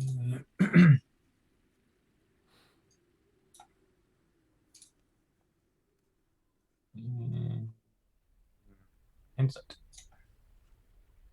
Yeah, which is wisdom based. I do have investigation. Yeah, this one is different for a particular reason we'll talk about. I fail utterly. Do you really? Let me see. I'm very concerned about the seasoning on flanks here at the moment. Yes, you do. So you know actually very little about this. When Brindle is telling you about Bryni and Gunvar, a lot of the information that you get is stuff that's sort of like general. Like it's sort of stuff about like, oh yeah, they're nobles, and we've stolen stuff from them before, and they're not particularly really important. So you get that sort of thing. She does sort of set these things to kind of like, you're aware that these are people that have had dealings in and outside of Dale, but you don't really know much more than that. You're gonna have to gather information elsewhere for those, presumably. So that's what you were able to learn from that. Right. Tani, I need you to make, and I'm going to come back to you in a bit. Actually, no, I'll finish with you, Bolo. So yeah, did you want to follow up with Brindle on anything else with that? Because she gives you the basic idea about this thing with the livery. So yeah. And she knew kind of about 2 of them, right? 2 Yes, houses. that's right. I asked her if there's, of the 2 that she knows a bit more about. Is either house changed in recent months? Are they down in their luck? Is there anything odd that she's come across that that might be concerning about them in some way? The only thing that she's able to tell you is that both of them seem to be kind of anxious to prove their lordship to people. Or I mean, they sort of are. There's a little bit of kind of jockeying for position in the relatively new establishment of Dale. Okay. And so both of them seem to be ambitious to sort of prove that they are, in fact, the nobles that everyone thinks they are, or believes them to be. So she says that. Beyond that, it's a lot of sort of typical Brindle cursing about the nature of the nobility in general. Both of them, I should say, neither one of them are... both of their sort of holdings are outside of Dale, so they have to come into Dale to visit it relatively often. Is she aware of any extraordinary attempts to gain favor and or extraordinary failures of some kind that would have lowered their status? Not from what she knows about those 2. She knows enough about them to know that she's, they've stolen from them before and to know vaguely their names, but other than that, no, they're not very important. She doesn't really know a lot beyond that. All right. So in the meantime, Tani, before we get to what you and Inga and maybe the river separately discover about well, we'll talk about it in a minute. But I do want to have you do a roll for me. We want to see if you find anything out about Thane Oscar, because that's the third person that you gather information about from the healers. So make an insight check for me, please. Insight. Insight. For Thiggin. In second? 22. Okay. Yeah, you do gather some information about this. One of the healers who actually worked for a time for this Thane tells you that Thane Oscar was an older lord who was actually in Lake Town when it was attacked by Smaug in 2941. He was badly burned, and his left arm was left withered. The thing that you find that's particularly interesting to your information here is 2 things. Number 1, he is known for his particular dislike of dwarves because he blames their greed for the destruction of Esgaroth. He thinks that it is them who eventually brought Smaug's wrath down upon Lake Town, and the fact that Smaug was defeated doesn't change the fact that, his left arm was withered, he lost his holdings and all that.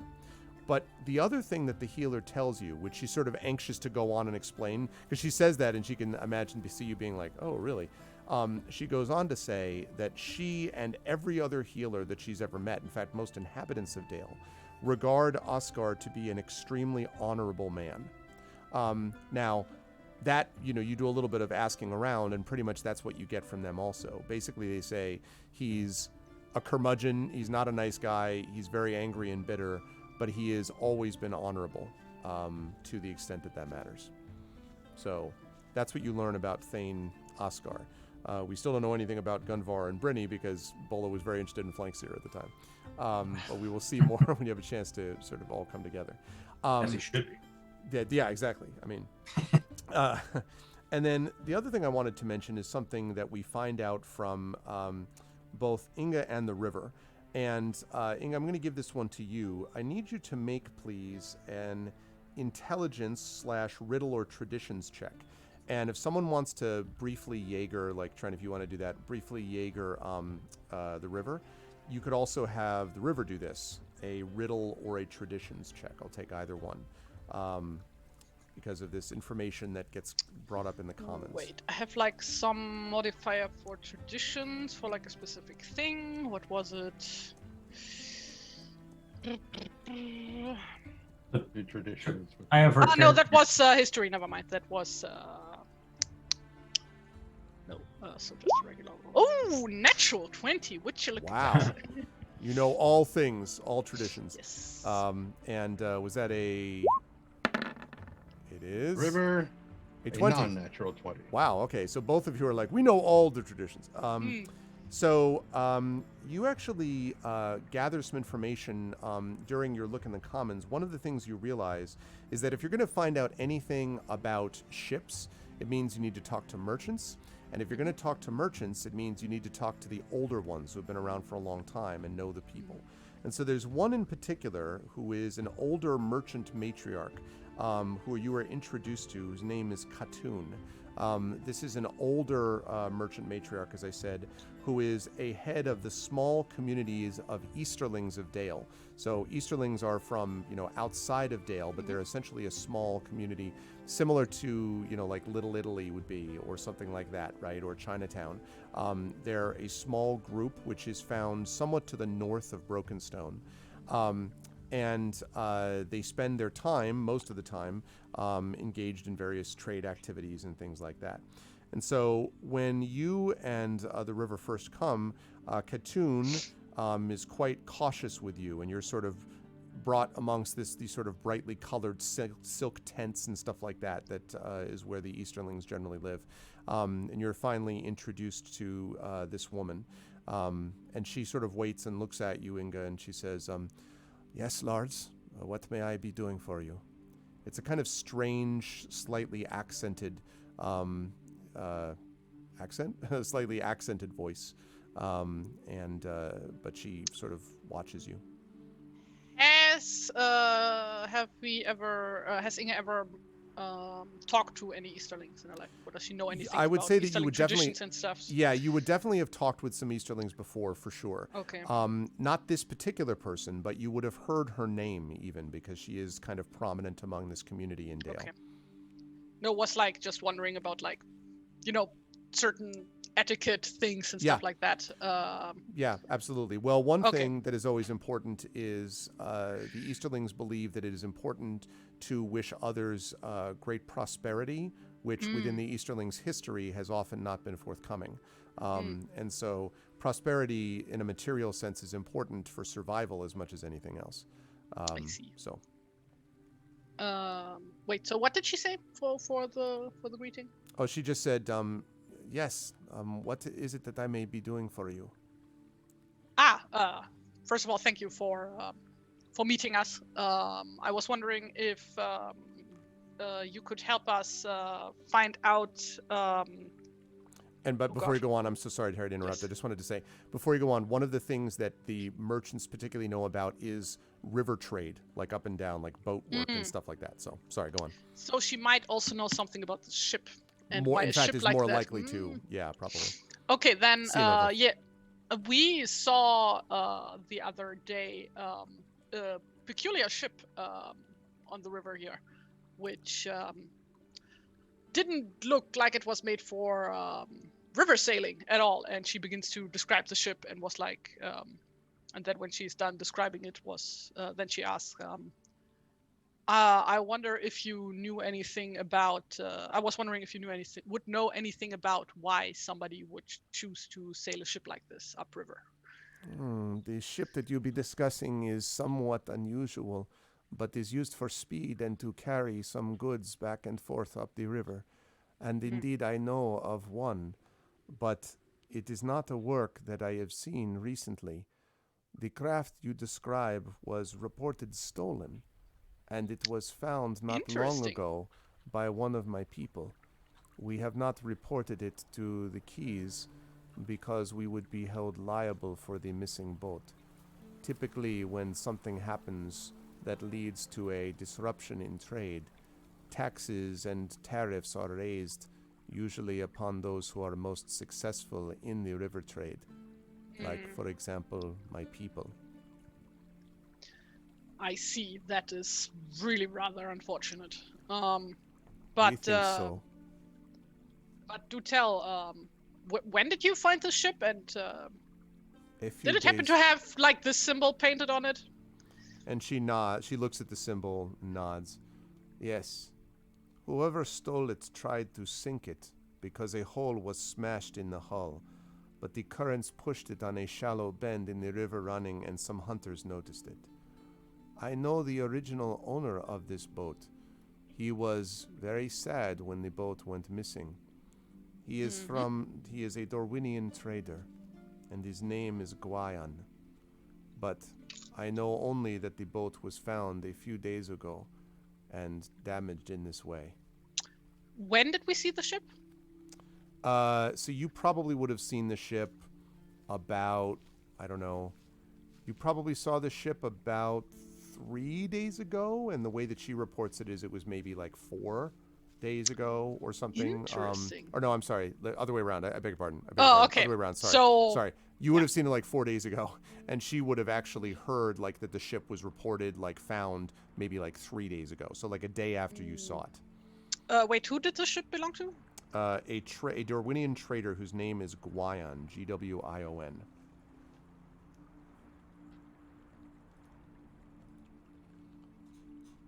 And she says, he lives with nearby this community, and I could direct you to him. But I must tell you, he is quite angry.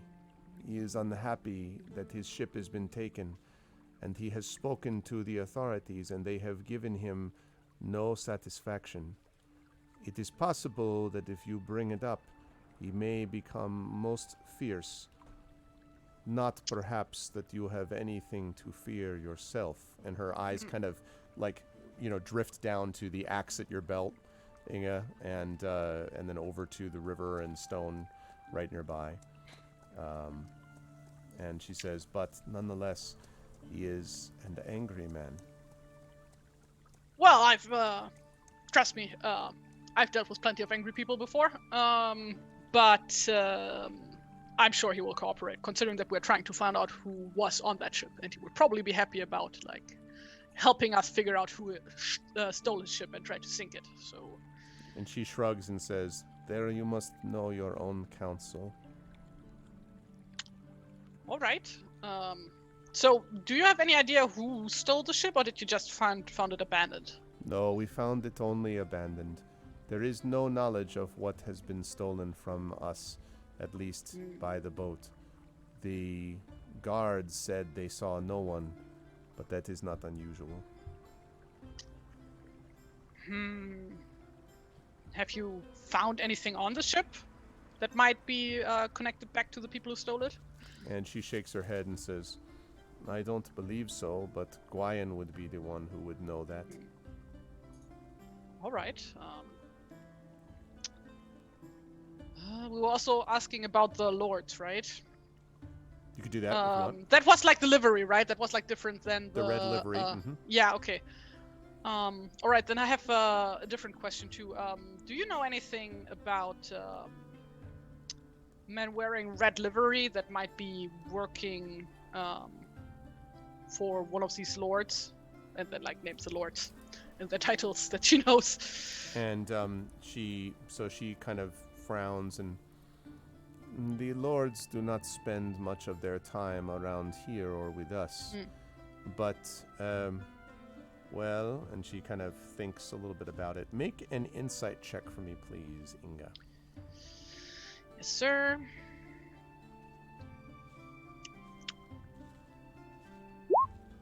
$14. She says, because you notice there, as you were sort of reading through the names, you did notice her kind of perk up a little bit, or sort of lift her head a little bit at the name of Brynny, the Lord of Strandberg. But she doesn't mention anything in particular. She doesn't mention anything in particular, no. Okay. Are you sure you haven't heard anything about him? We know that Brynny has also does trading jobs on the river, right? Was that him, or was that one of the other guys? You know that they are involved with various aspects of trade, but not in they're trying to hone in on the business. It's more just they do nobleman stuff, so they pick up stuff and trinkets and so forth. Well, I mean, as merchants, you must have done trade with them, considering that they also do trade, and right? She says, most of what we do is delivering to merchants in Dale equipment and supplies that they will need. We are a, how would you say it, wholesaler, and so we would not normally Sailor. deal with the customer at the end. Although, and she sort of stops and thinks, and she says, I do not mean to speak out of turn, but it has been our experience that when we give information, we are sometimes falling under the cloud of suspicion that follows. I see. Am not certain whether I should speak further. I don't know how much my word will mean to you, but either way, I swear that, like, any of the information you give me, like, nobody will know that you gave that information to me. She says, if this is so, would you be willing to accept goods and services shipped other than from the dwarves? And her eyes raise a little bit as if she's like, because it hasn't happened before or something. Now, you don't know about this part of things, Inga, obviously, but, you know, dwarves for the dwarves is something you heard a whole lot this adventure, not very happy. I see. I, for one, trade with whoever gives the best goods and services. I'm not picky about who that is. And Though, she says, I can see why you would be asking something like that, considering that not all of my kin share this sentiment. and she nods and she says, it is true. If you can give me your word that you will speak to your people and see whether more trade can be done, even those of the Easterlings, then I will tell you what I know. I will promise you that I will talk to them. I cannot promise that they will listen to me. And she says, I can promise that they will not listen to me. So anything in that regard is an improvement. Well, certainly. I think the best course of action would be a direct introduction between possible trade partners. That would probably be the most fruitful approach. And I do know some dwarves who are not as close-minded as other ones. And So she nods slowly and she says, then I will accept your word. maybe I we know- can meet again in a few days, and then like talk about possible details. Because to be frank, I don't actually know what exactly you trade, what kind of things. So wouldn't know whom to direct you to. She says many things, and that is fine. We can Yes. speak in some days from now. She says, the only name that you mentioned that I know is Brynny, and I know that he is a nobleman from the northern Dale lands. He has been asking around to many of the people with whom we deal, asking for fancy new trinkets. Brynny is very young, actually, even for a human lord. By the royal decree of King Bard, he was granted the village of Strandberg when Brynny was not even 20 years old. He is now in his 30s, and he appears tougher, but most of all, he appears desperate to show to others that he is the lord that they think that he is. He has been anxious to show off the way that he is with others. And I may say, and her voice kind of drops a little bit, most that know him think Brynny is vain and incompetent, but that, of course, is beyond my ability to know. As for the others you mentioned, Gunvar and Thane Oscar, these names are not known to me. You have been incredibly helpful. Thank you so much. We don't want to steal any more of your time. So we'll be off then. Still got a lot of work to do, and we'll meet again soon, I hope. May the wealth be plentiful in entering your coffers. And she kind Yes. of bows lower. Good Okay. fortunes to you. And she says also, did you want to talk to Guyan? Because she said on the way out, she's like that she's willing to introduce you to yes, Guyan absolutely. if you want. So, Okay, so Guion, it turns out, and I think we're going to jump this forward to assume that all of you were at this meeting, because by this point you would have encountered them, because this is going to happen like basically a good 8 to 10 hours later. Just as a note, it has now been about 36 hours since Balin sent you on your task.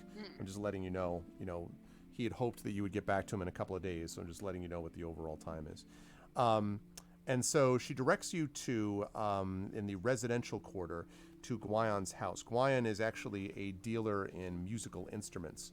And so when you come to his house, you can see that there is a sign outside which has a long horn, like a herald's horn, on the outside of it. And the door is, as we speak, closed. It's about late afternoon, maybe 4 or so in the afternoon. Do we see any lights on in the windows or something? Well, it's daytime, so I mean, like. Oh, okay. Yeah, I mean, you don't see any lights for sure. There might be lights inside, yeah, but not anything that's shining, obviously. So it's all of us now, right? All of you. Okay. Yeah, I guess Inga knocks on the door.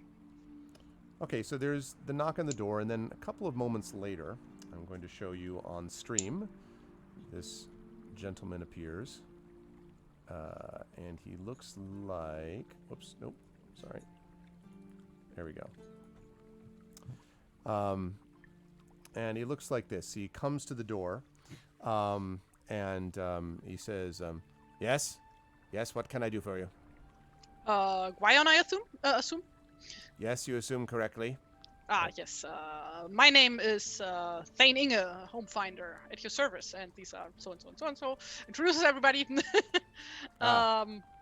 Well, if you wish to come in and see some of my stock, masters, I'd be welcome you inside, of course. We would love to come inside, but I'm afraid we are not stops, here. like he was ready to go, and he turns around. You're not following. Why you're not following? Yeah. We would love to come in, but I'm afraid that we are not here to buy any instruments from you today. Though I'm sure that my friend River here will gladly have a closer look at your stock. She seems distracted, as if she's not really paying attention. Yes. I'm sorry, I realized I was muted that whole time. I was like, the River is in. Yeah. And looking back, as soon as Inga says, we're not here to buy an instrument, River looks back over her shoulder like, speak for yourself. And she is. Yeah. Yeah, I guess going in after Inge, because after River, then, and we should continue this conversation inside, please. Okay, so he brings you in, and you're inside a modestly sized room. There is a counter behind which he goes to stand, and behind him on the walls, it's modestly sized, but it is not modestly equipped with musical instruments, because behind him and on every wall and on tables, there are musical instruments of every description, viola da gambas and lutes, and there are horns, and there are there's this one large thing over in the corner of the room that has a series of what look like white and black keys on it, like these sort of long keys that you can see in one side of the room. There are multiple drums that are up on the counter and elsewhere on the floor of various sizes and types. There's every kind of instrument that you could imagine found here, there, and everywhere, even hanging almost like herbs, hanging from the ceiling. There's like harps hanging from the ceiling instead, and that kind of thing here. So for drying, yes. Yeah, there's a lot of them here.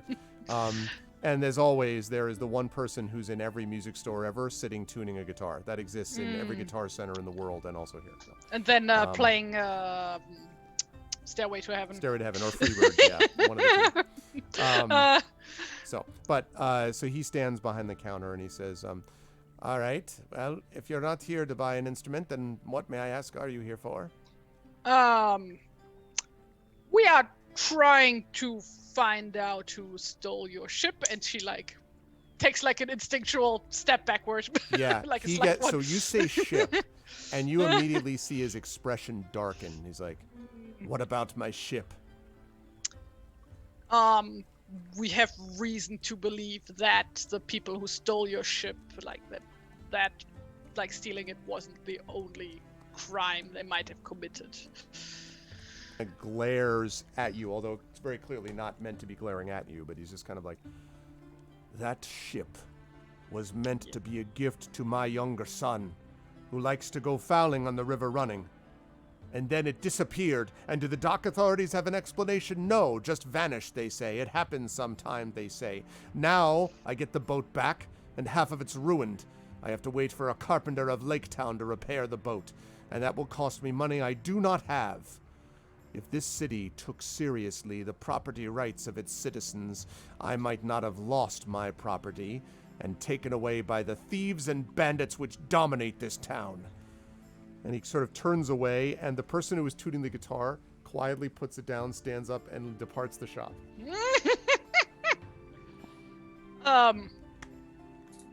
Yes, I know how infuriating it can sometimes be to deal with authorities. However, now we are here to try and help you. So, if Are you you want to see more any of the justice, authorities, may I ask?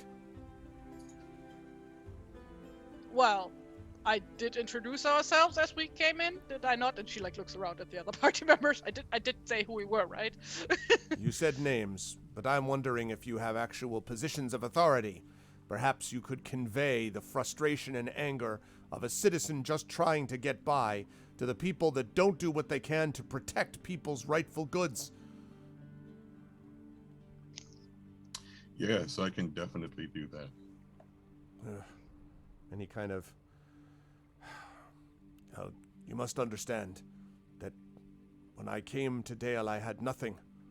And I worked my way up for years and years, building a reputation, and a lot of sacrifice was involved. I lost my wife during that time, and all that's left of her to me is my son. And only my son can brighten my days. And here, the chance to give him a gift that would really have shown what I meant to him was taken from me and ruined the surprise we had, all because of carelessness and incompetence. And so I am rather troubled, you might say. You also, Itani, make an insight check for me, please.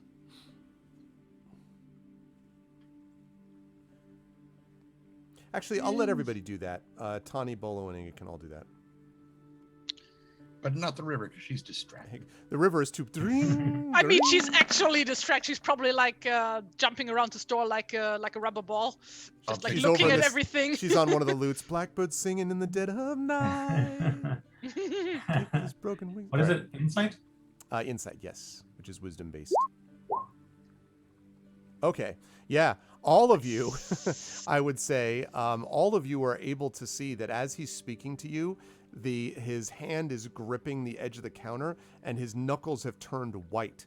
In fact, you might even vaguely hear a slight cracking noise, as if perhaps he's gripping the thing so tightly that it's like creaking a little bit from his. Mm-hmm. He looks really pissed off.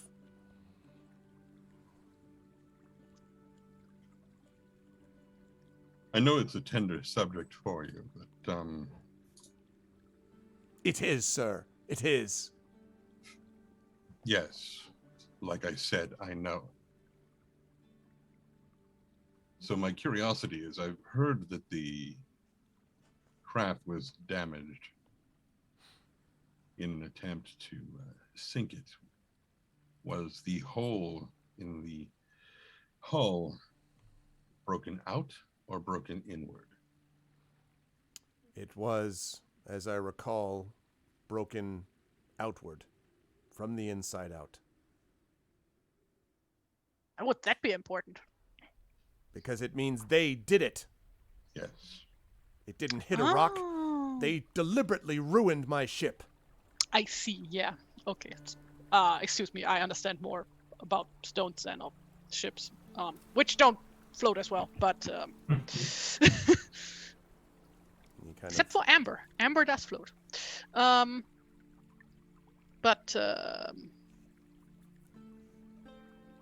yeah. So when exactly did your ship go missing? That would have been probably 6 days ago now, I would suspect. And then it came back to me perhaps 3 days ago. It was discovered. The splintered boat, It was a beautiful boat. I put so much effort into trying to paint it and make it seaworthy. It was a gift, as I say, and to see the look of disappointment on my son's face. Just shakes his head. That is indeed very tragic. Do you... Oh god, what was the question I wanted to ask? Fuck.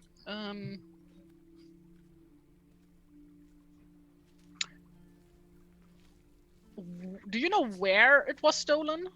Or like who was taking care of the ship at the time? Or supposed to take care of it, I suppose. It was stolen from the quays here in Dale. And as for who was taking care of it, apparently nothing. Even though I pay taxes to allow us to have guards, much good did they do. The guards were as asleep as everyone else. So there was no one in charge of it when it was taken. All I got was someone coming to me hat in hand, apologizing for the inconvenience, he says. So, the ship was at the quays. Yes. And I'm assuming the quays are guarded. Yes. And then when you talk to the guards at the quays, they say they haven't seen anything and this shit just happens. Exactly. You have it exactly. Can you believe this nonsense? That doesn't sound like nonsense. That sounds like it was deliberate. Ah! You may be right.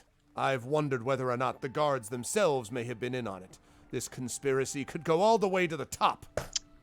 And he pangs his fist on the counter, and they hear this ding, like a couple of cymbals. Like Inge is having like visible regrets hearing having said that. It's like that, of course, is only a speculation, and nobody But a good should... speculation, and I'm glad you've made it. Perhaps you can help me. I'm thinking if we take this all the way to King Bard directly, we could find out that information. Stop the steal, that's what I say. If we could just do that, we'd be able to take this. And I've heard, by the way, there are pizza parlors that do terrible things. Have you heard? And he starts spouting out a bunch of theories. Right. So before you start spouting about chemtrails as well, let's go on about and see how much more information we can gather before we take this to the highest possible authority we can take this to, because not bringing them a good case with like evidence and stuff is not a good idea. You made the boat seaworthy again. Well, not since it's come back. I'm waiting for a carpenter to help. But originally, I made it seaworthy before it was stolen. Yes. Yes. Indeed. Question? Like seaworthy specifically means like for the sea and not just can float, right? No, I think that we were talking. I mean, I don't know what Trent meant, but I'm assuming. In this reference, it was capable of floating and being used as serviceable as a boat. Yeah. Okay. Not that you can take it to the open sea. Okay. Right. Okay. Good. Move on. Did you paint it? Well, no. I mean, not other than the regular sort of brown and gray. And you're supposed to paint the bottom with a special water-resistant paint, which I used. But the Darwinian way is not necessarily to paint their ships. I saw this nonsense with the eyes. I don't know what that's supposed to be about. That's why I asked. Some kind of strange... Wait. It could be a warning, a message, perhaps a symbol of the organization responsible. Perhaps they're called the Two Eyes. Yes. And he begins to, contemplate the possibilities. I wonder if one of my rivals could have been responsible. They saw the way that my business has been booming as of late. Perhaps they decided to attack us by going directly at the eyes. It's almost so cunning in its... Sounds like a decoy to me. Possession. He kind of thinks about it. And he says, in fact, and he kind of waves his finger. You said evidence. I have some. And he dives below the counter, and he comes up with an envelope. And the envelope that you see is actually stained with traces of mud. And he says, when the boat was pulled out of the water, they found this stuck under the prow compartment, right there in the boat. I was puzzled by it, but now it's all coming together. Well, here, see for yourself. And you can see the envelope's open. There's something inside it, and he just pushes the envelope at you. I take it and unfold it and begin to read it. So, it's Ryson. Roll a Constitution save. Yes, exactly. Exactly. It contains a I letter. don't think which Constitution save can save me from Ryzen. It contains a letter that is written on plain parchment, and it is written in Western and states, "The passage is almost complete. Make sure that your men are prepared." The passage is almost complete. Make sure that your men are prepared. And for those of you who are reading it, if that's all of you, then I'd like you to make an intelligence check. Specifically, I'm looking for lore or riddle. If you have lore or riddle check, I'll take that. Otherwise, just a straight intelligence check. The passage is almost complete, right? Yes, the passage is almost complete. Make sure that your men are prepared. Okay, Bolo, you look at it and you're like, that's cool writing. Right there. Some good writing. Like, Westron is like the most common language here, right? In this area, right? Pretty much, yeah. I mean, Tani is like, are you sure it's writing? Because Looking at the symbols. Yeah, looks like chicken scratch to me, quite literally. And so, Inga, did you? Oh, yeah. Moment. Okay. Is it signed by Q? No, but I know they're behind it, and I'm glad you mentioned that, person in chat, because says. What was supposed to roll? Sorry. Lore or riddle? Exactly. Lore or riddle? If you don't have either, I'll just take a straight intelligence. Sure, makes no difference in my case. I don't get bonuses to anything in this case. Okay. I'll take the 9, please. Yeah, it seems like a good choice. Yeah, you know, there it just looks like regular writing. It seems, you know, very sort of confident hand. You know, someone was writing this like very firmly, but beyond that, you don't know. It says just what it says, which is the passage is almost complete. Make sure that your men are prepared. I don't know what you mean, Aaron. Oh, great! We all failed this one. That's wonderful. I mean, If only Bolo we did had pretty like the well. bard here that we have in our party, who's like good at these things. Well, actually, she's not trained in either, so. Oh, really? Yeah. Not in riddles? That is surprising. Technically, I guess if you want, you could bring it over to her and see if you could pull her away from her, you know, playing Jethro Tull. If you I was want. just about to say, Sitting on she's a on the park park bench. bench. That's exactly what was in my head. The rumble in the jungle. No. She's actually, as we're trying to decipher this letter, she's playing thick as a brick. Thick as a And, brick, like, yeah. looking at all of us. Jethro Tull, the original try-hard band. Like, yeah, we're rock. I know it's a flute. I'm still playing rock. What? Whatever. It's absolutely rock. It's written in iambic pentameter. I mean, Exactly. Oh man. No, I'm just kidding. So you could bring it over to her. It's up to you if you want to do that. But Yes, please. okay, so go ahead and bring that to her and show it to her, and she can. Tani, you can have Chun. You can have her do a same lore check. If you same. wish. All right, yeah, because they're the same. So since everybody else rolls lore, Well, I didn't. she'll go with riddle just because everybody else rolled lore. Okay. And she gets. Yeah, the same basic idea. Like it's a confident hand, but doesn't seem unusual beyond that. And Does he the says, "You paper can have see-" any folds in it that are not specific letter folds? I was gonna say, yeah, no, just the folds from the letter itself. Okay. And he says, "You can see that proves the conspiracy, does it not?" I'm not sure which conspiracy you mean, but Mentioned where's the like ship 4. now? Now it's down in the Keys, being repaired, and hopefully faster rather than or sooner rather than later. But I don't know how long it's going to take. In the meantime, my son's birthday has come and went. What a disaster! Does your son love you? I would hope so. Then he'll forgive the inconvenience. Well, he may forgive, but I will not. I will not rest till I have discovered what dastardly individual did this. Oh, good. Then we don't need to do anything, do we? Well, I could use assistance. At least, if you are indeed someone willing to move this along, instead of to give me the runaround or to claim that things just vanish all the time. Then I ask one thing from you. What is that, sir? Patience. Patience. Well, and he picks up a harp and begins to go. and starts You know, whistling. if you pluck the strings, it works better than whistling at it. He's getting a little resonance from the string. Starts to play a couple of chords. No, he. So he says, "Well, I'll try to be as patient as I can. I'm sorry if I seem gruff and out of sorts, but I'm the sense of violation is incredible." I understand. I know what it's like to be angry. You can be more than that. Very well. Well, I'll do what I can. And he kind of, puts down the harp, goes back behind the counter, and says, "Well, if there's nothing else, masters." Actually, would you mind letting us have a look at the ship? Maybe we can find some more clues on the ship itself. You're welcome to go look for it. If you go down to the South Keys and explain to them that you're looking for the destroyed ship that once belonged to Guyan, they'll be able to direct it to you. Not that they have any more guard on it now than they did before, I suppose. But you should be able to Nobody's find going it to if steal a you go down broken that ship, way. are they? He says, maybe. Perhaps they'd still like to finish what they started. That's what I would think. Or to get rid of the evidence. So, one more question. Why did you why did you have a ship this big built for your son, even though this town is not actually connected to the sea? Well, he likes to go, as I said, fowling on the river.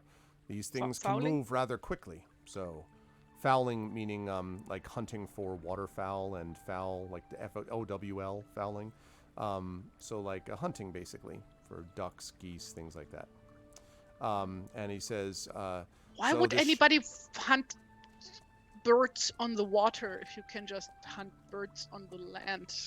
the ship- Like Iga is like very confused about this. because the well, you know that actually because the marshland, often is like right next to the river running, that it's a place where you can find a good spot, stop, and then actually use that as your like base of operations. You can go elsewhere for like 15 minutes out, hunt some, come back, and then put all the stuff in the boat, and you don't have to trek around with it.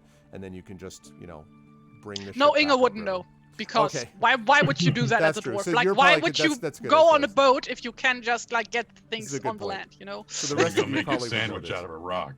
That's Yes. probably true. Yeah. Delicious. Love the Fair enough. crunch. That's true. Some people like to toast their bread. We just eat rocks. Crunch. Well, I don't have any more questions unless you guys do. Oh, that's good for now. All right, so he bids you goodbye, and is still kind of, looking around, kind of glaring down at the counter when you all depart. Pry the harp out of the river's hand. Would you lift my Pull last her- harp Pull her to out the of dragon? the store. And Who's then going to turn it why- around and play it like Hendrix? No. And she's like, but I lost my last harp to the dragon. This is a And good This is harp. loser. Wait, You left it well, there what's on his name? purpose. Guion? Guion. No. It's Oh. like what dragon? Oh, Raynar, you mean? Raynar, no, No, Guion is like what dragon? Yes, yeah. That's right. Exactly. No, Guion is Raynar, just terror of the carrying North. We left him a very expensive harp. it. Is he responsible? Like. Yes. Yes, he is go responsible. talk to him about it and And shut up. The only thing that could possibly remedy this is to give this poor woman a new harp that she so heroically sacrificed. As she takes her other harp, her first harp, and kind of slides it around the back so you can't see it as much. Oh, that's funny.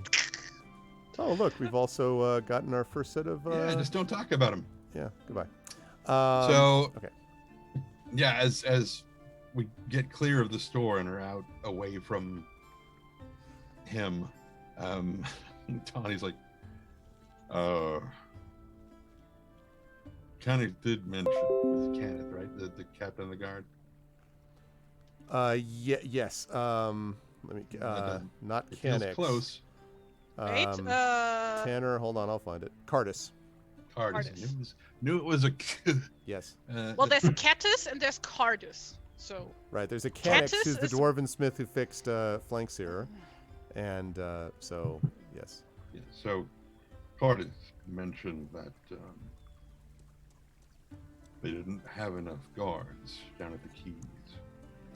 It's something they've been trying to fix for a while. also like we are out of the store now, right? Yeah, that's why he Okay, waited to very say good. anything about this particular piece of information until long out of earshot from. I From, see. So pitching you that don't in. think it was probably a bribery among the guards at the... No, I think it was someone noticing an opportunity. And one thing he is correct about, there is an intention to destroy any evidence by sinking the boat. Now that it's here, it's probably lined up to become kindling if something isn't done I see. So we should go there ASAP. pretty quick. Yes. Almost. If we could just fly, that would be like mechanical birds can. Be so much quicker than walking. But oh well. See, now he's going to get down there and nobody's going to know about the boat because it's here. Yeah, but we didn't know that, did we? We didn't, but we could have waited 20 minutes and found out before you sent him down there with an incredibly expensive bird that you're now never going to see again. Well, to be fair, like just between us, like You didn't give him the key, did you? what? You didn't give him the key. Yes, I did give him the key. Just checking. No, I was a bit mad at the guy, so. Most dwarves don't like being on boats, so figured. So you gave From him somewhere a couple hours south of the river, you hear Stubbis, I knew it! Like, yelling back at you. I knew you were angry. You gave him money and sent him away with a very expensive gift given to you by someone else. Okay. Yeah, it all fits. Don't question me. So You don't know what that- it's like running a business. So are you all headed down because you have the noble thing you wanted to look into, or are you headed down to the dock? What are you doing? We are going to the keys, like I think that would be probably the most, before it becomes a nice fireworks. Okay. Okay. So you go down to the keys. By the time you get down there, it was late afternoon before, so probably early evening. It's still light, but it's probably about maybe 5 or so at this point. And as you get down to the docks, you can see that there are various ships lined up in different places, so you can see all of that. And in one area of the docks in particular, you see that there seems to be a little bit of commotion. There are people sort of shouting at each other and or shouting in general and stuff like that. You don't see a lot of guards at the moment right as you enter, and you do see a bunch of people kind of waving at each other and kind of pointing and waving, and then there's yelling coming from one particular area in the keys. Is there smoke coming up anywhere? Make a perception check for me, please. Or does it smell of smoke alternatively? Or both? There's like 4 guys with pipes nearby. It's hard to tell. Yes.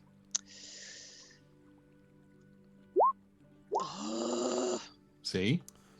Yeah, I mean there is a little smoke, but it's it seems smoky in general in here, and there are a lot of people pipe smoke. There are definitely little fires that have been that are in various places around there that you see, and so you don't know if there's anything in particular smoke-wise coming from there.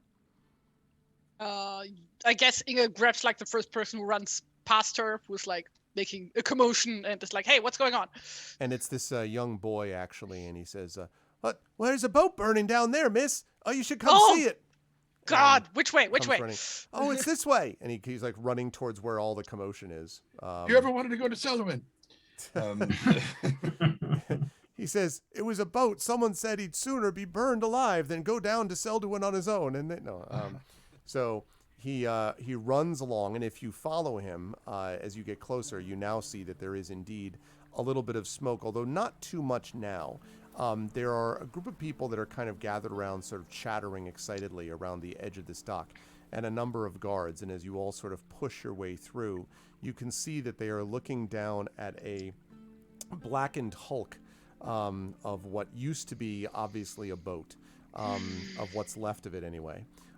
It looks to be a somewhat wide marsh, speedy marsh traversing type of ship, or river marsh traversing type of boat. and you can see a couple of guards around, and there are a bunch of buckets, clearly of water, which have now been emptied on the thing. And you can see there's just there is a little bit of smoke kind of coming up from the blackened wood of what's left of this thing. Sometimes I hate being right.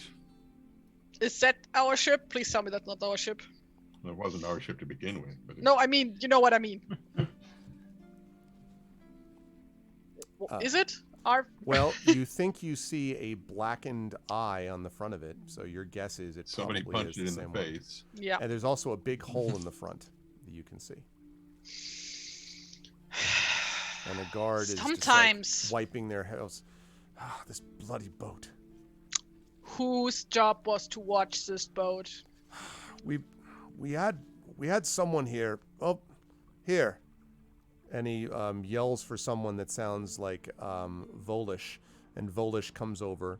And Volish is actually an older person who's kind of holding shield and halberd low, and is panting. His face is blackened. He says, I was on duty, and then I was, well, and you can see that he's got something on the back of his neck, like he's holding something there. And he says, I was watching, and then something hit me in the back of the neck, and I went down and almost fell into the water.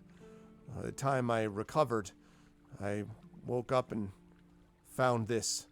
And the younger person who had called Volish in the first place said, by that time the thing was already ablaze, and it must have used something special to accelerate the fire, because it wouldn't have burned that quick on its own, not sitting in the water the way it was. It was only basically patched up so it could be sitting in the water before it was waiting for a full repair. Normally we put those in dry dock, but there ain't been enough room as of late, so we just float them with a patch. How tall is this guy? Which one, the Volish or the younger guy? Yeah, like, is he like regular human size? Or what? Volish actually looks kind of tall and rangy, like kind of, like a little bit bent over, probably in his late 50s, early 60s maybe. Okay, so if he was hit in the back of the neck, then it probably wasn't a dwarf or a hobbit, because they wouldn't be able to reach. Dwarf might be if they reached up, though. Probably not a halfling, you're Yeah, right. but then you wouldn't hit them in the back of the neck, right? You That's would like certainly hit them in the reasonable. leg, and then as they fall down, you would like then The hit shoe them. had a bowling ball on a stick. And he says, we're never going to be done with this bloody thing. This boat, it's been nothing but problems. Connie will go check on his wound. Yeah, he definitely was. There is a big old lump at the back of his skull, and basically right in the spot where someone would do it to try to knock a guy out. You note, though, that it was not... It could have been done harder. Like, it could, if it's done hard enough, actually kill. This wasn't done to kill, but it looks like it was done, if you had to guess, Tawny, with something like a blackjack or something like that. Tap. Yep, What? Someone who knows what they're doing, probably, That's to it. apply the Yep. right amount of force. that's it. A blackjack or a sap. Right. What? A blackjack is basically a metal club that is clad in leather or rubber. That makes more sense than a card game. Yes. Right. And a sap is more like a like a long, narrow sandbag that's like wrapped in leather, and it just carries a ton of impact weight, but doesn't do a lot of physical damage. It's like a soap cake in a sock or something. It'll really hurt you, but it doesn't leave a lot of visible damage. Yeah. There were hazing rituals done sometimes in the Marines where you would fill a towel with soap as soap cakes, and then just like beat new recruits with it as a hazing ritual, which is lovely, isn't it? Yeah. What? They did that in the army. Why? That was done, actually shown in Full Metal Jacket, because they wanted to kind of, you're going to do things the way we want you to do them, and you got to toughen up, soldier, and all that stuff. Yeah. And since it leaves virtually no evidence, but tons and tons of pain, it's very easy to get away with. Yep. Anyway, not that we did that same sort of thing in the army ever. Yeah, I threw that up as a softball to try, and I figured I did not, but anyway. I mean, I never did. Anyway, How much of the boat is actually burned? A good portion of it, not all of it. It looks like they managed to get to it, so it's probably about half burned, but a lot of like visible stuff on the outside, scrapes and scratches, are mostly like the wood is like cracked and stuff on the outside, and the inside. So there's a little bit left that's kind of listing weirdly in the water. It obviously is never gonna sail again. You have to pretty much just burn it down to scrap. But Or Theseus, the whole thing. yes, you could just stand. Yeah, right. You could just sit under it and wait for. You could be Jason and sit under there and wait for the prow of it to fall off and hit you. But anyway, yeah. So that's how much. Yeah, I wouldn't want to get into the water here. I'm assuming this is like the dirtiest water that you have around this town. All the canals run out through here. Yeah, it's- exactly. it's not the cleanest. There have been reforms, but it's still not the cleanest of all water. Yeah. They have this is a medieval style town. This water is absolute garbage. Right? No, I know. It's like Venice. Yeah, I agree. The canals of Venice. were just Worse, about as probably, bad. like Venice in the Middle Ages. It's like all the waste goes through here. Like Yeah. this is like not just human waste, but like also they have like we know that they have tanners in this town, that they have the fabric dyeing industry Yep. in this town. It's a very like, this pretty water rainbow is like color. you- This water. Yeah, basically, like if you would hold a stick into this water, it would dissolve in the water. Yeah, it's not quite that acidic, but I know what you mean. Yes. Like, It's There's a bad. reason why people didn't drink water Oh, in the yeah. Middle Ages. They only drank like beer and stuff and wine because that was the only stuff that you could drink without dying. Yeah, the only thing that was sterile had alcohol. in it, Yes. yeah. The water under the keys is probably just full of things like gelatinous cubes that are just like, ah, Yeah, basically. ah. See them leaping out of the water occasionally. Right. Yay. Big jello. Like probably the water should have also been on fire actually after the ship went on fire. That's No, right. they Trippy. douse it with water. Yeah. Oh, I see what you're saying. Yeah, that's right. Katharine Hepburn had recurring conjunctivitis because she swam in the canals of Venice, a young actress. Yeah, that's right. That's right. I was really, really bad. Did you know that Katharine Hepburn's sister I knew because she was our local town librarian in the town where I grew up in northwestern Connecticut? Yes, I did not Very know. that. random fact. Small world. But she sounded very much like, it's funny too because she'd come in and, well, what book are you looking for? Like it sounded like Katharine Hepburn. It was really funny. Anyway, yeah.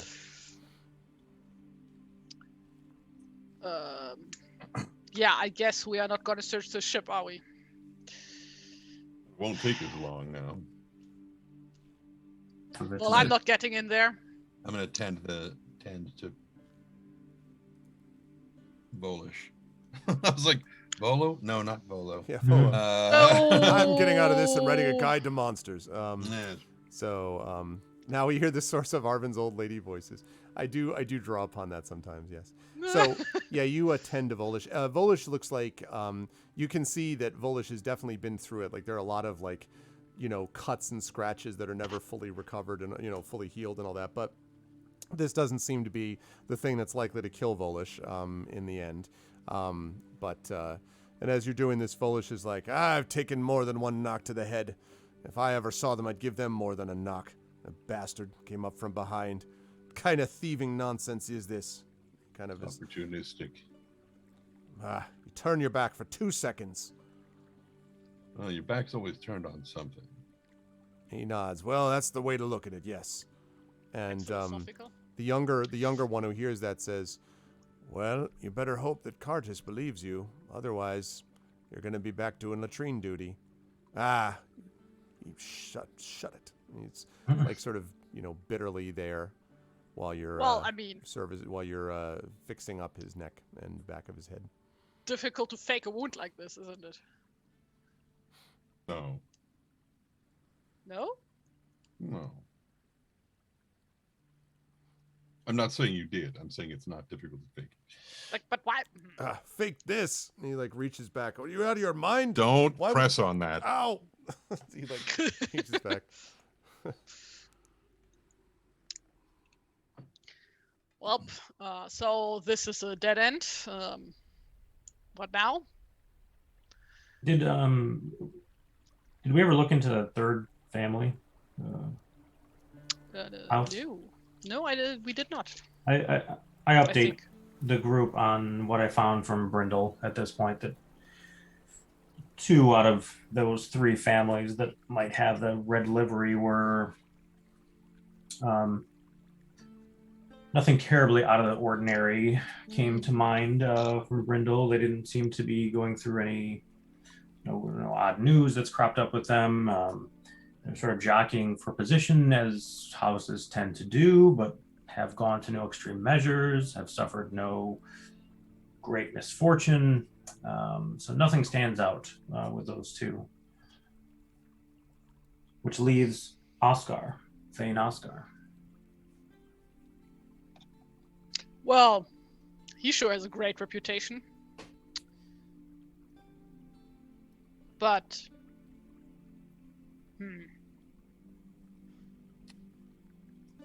Well, there's a duality to his reputation. What you mean? Well, while he is no great fan of dwarves, everyone I've spoken to about him says that he is a very honorable person. Yeah, but like, entirely possible to hate someone, but be honorable enough not to do anything wicked. Well, yeah, it doesn't see, mean that's what that- I was getting at, though. Like, what if somebody tried to pin it on him? Like, it's easily enough to get some red livery and put it on your people and just pretend to work for that guy. It doesn't Like, he mean would his, be the obvious target, right? If he's known for hating wars. not everyone in his family might be as honorable as him. Also, Does he have family? Do we know anything about that? You wanted me to weigh in on it. I don't know. You didn't tell me. Yeah, he I mean, certainly not a big one, but yeah, he probably would have an immediate family. But Like an overachieving grandmother or something? Yeah, no, not so much. Probably just A bitter, definitely- angry son who really hates boats and loves I was eyes. gonna say a wife. He definitely has a wife, and at this point would be a son. But it has a son, but the son, you don't even know if the son still lives with him because he's older, and of course has no servants or anything like that anymore. Do we know where Thane Oscar lives?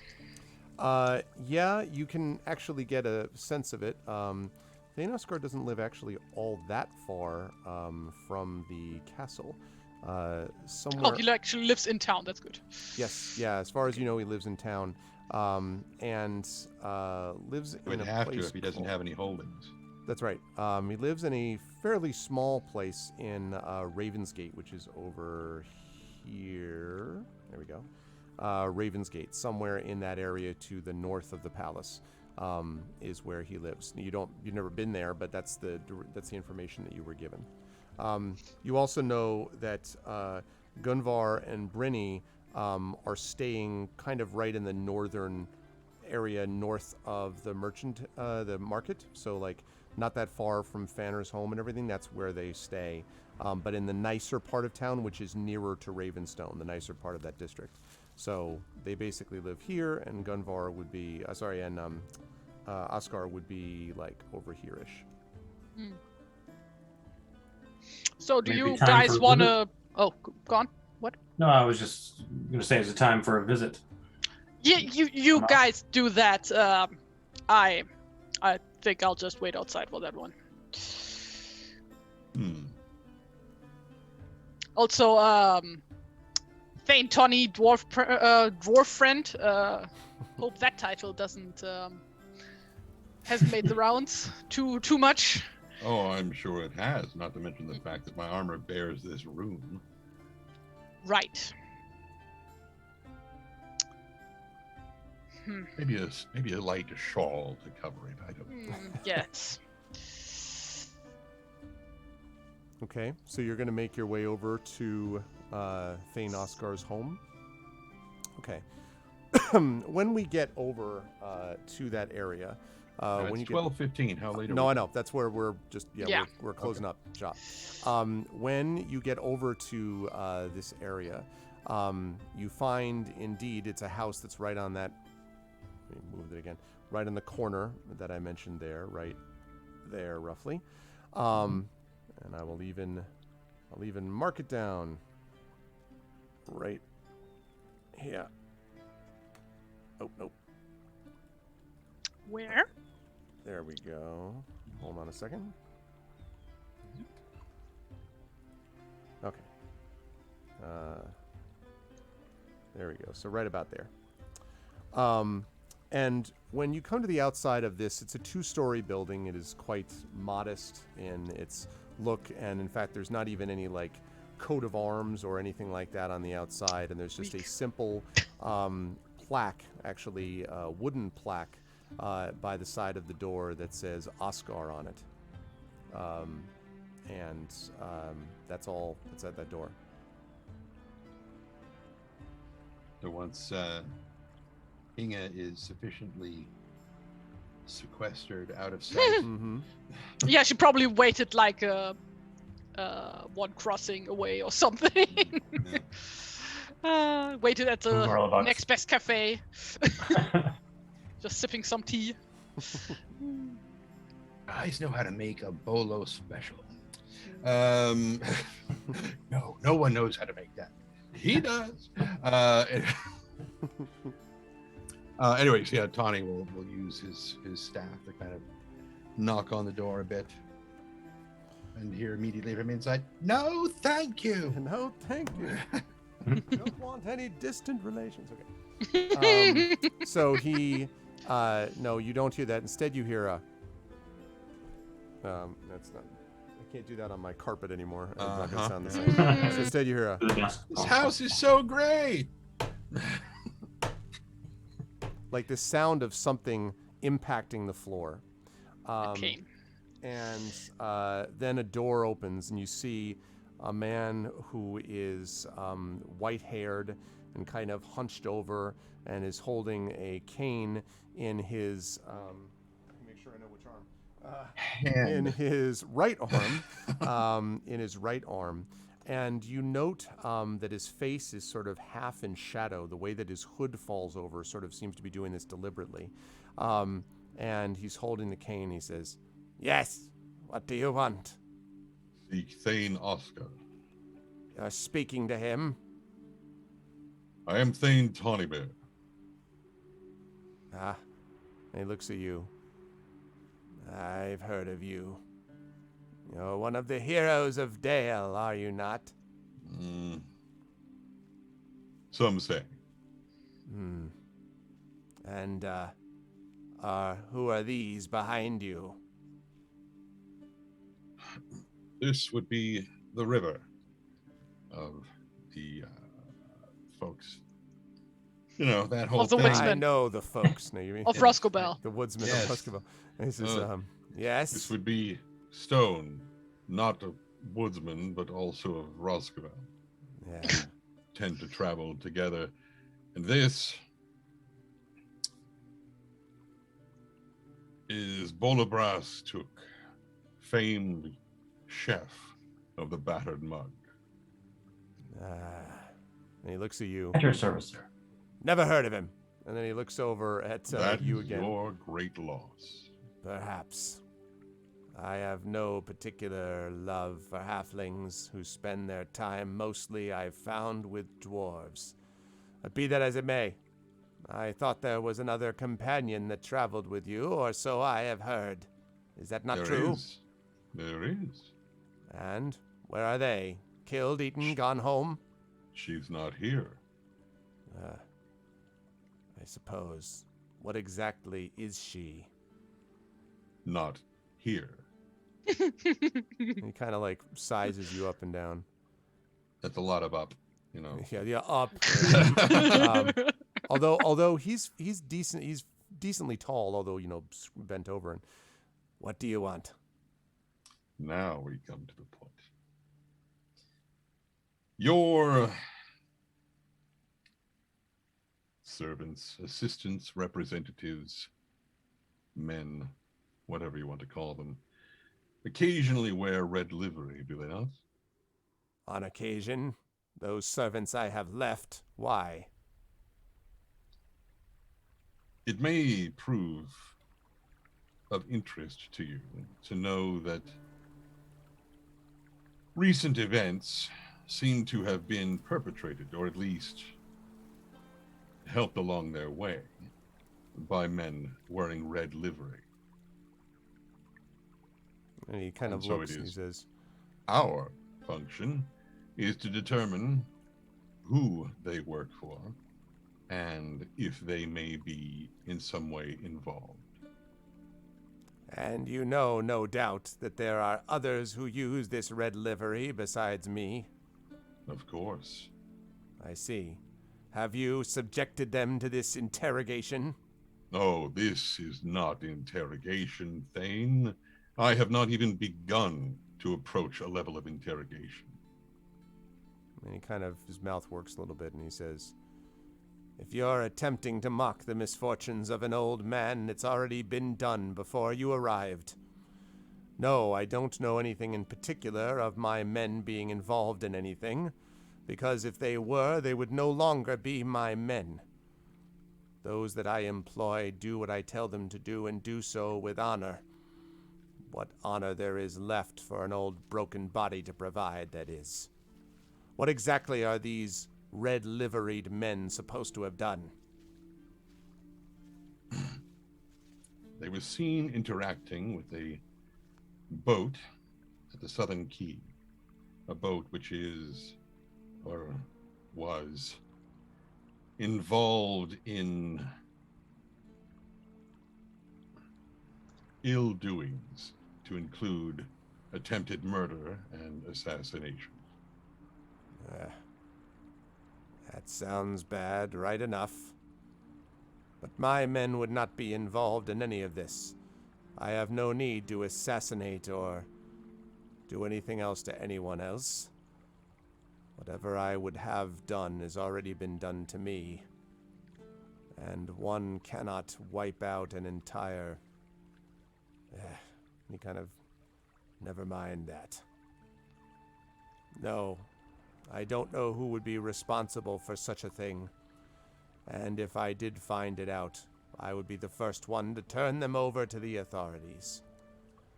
But you might seek out the others who use this red livery, because they have perhaps less of a connection with the truth than I do.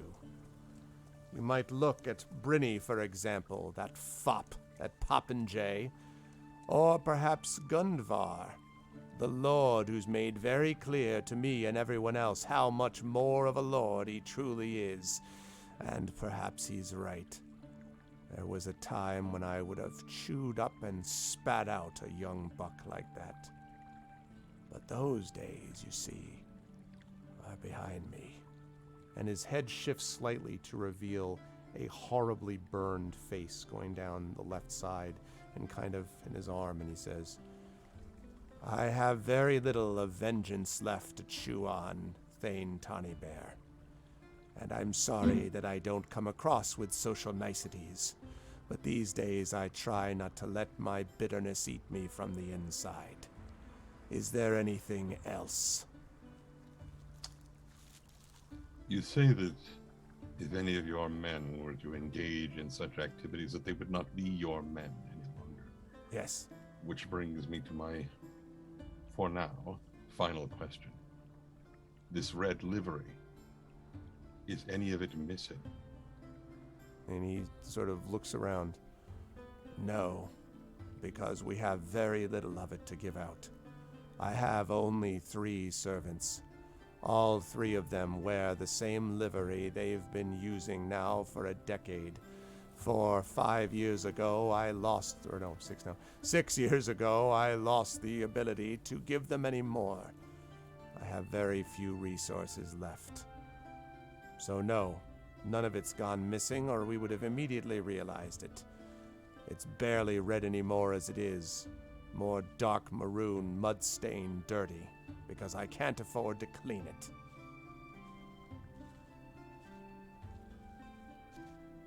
Do either of you have anything? River? Come on, speak up. Seriously. You've been She so seems like quiet. she's still humming, like, you know, kind of ju- air harping to jungle in the herself, yeah, rumble in the Yeah. jungle. Master Took? I pull you aside slightly. It's not a question for Oscar. I say I wonder if the our contacts in the Cloth Guild might drum up some leads. I wonder if someone has procured this specific kind of cloth recently to make the livery that we're talking about. Facsimiles of it. Yes. Try to frame someone.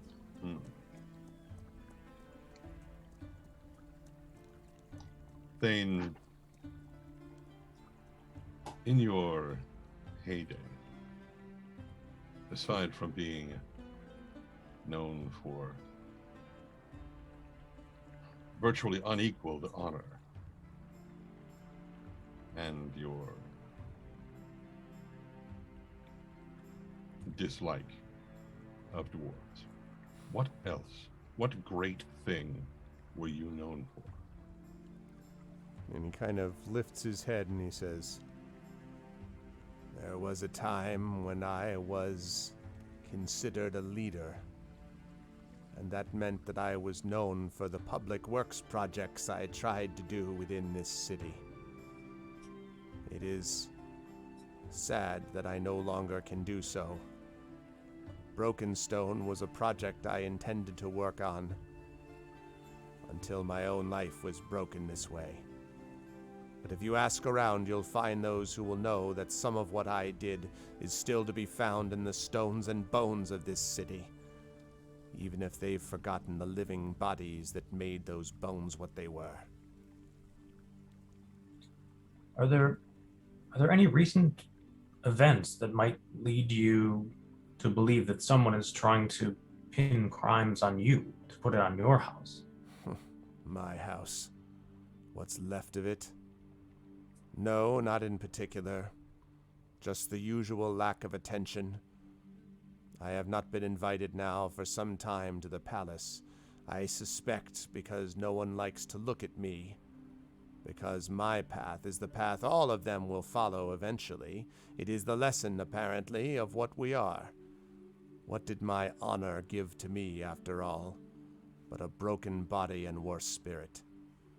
No, Master Halfling, I don't have anyone in particular that's been trying to pin anything on me that I know of. And if they did, I might welcome the extra attention for a change. That said, this exposure to the outside air is enough for me. If you have other questions, you may feel free to return. And seek out Gunvar and Brinley. See what they have to say for themselves. See if they've given up quite as much. And then he turns back, backs up one step, slams the door, and you hear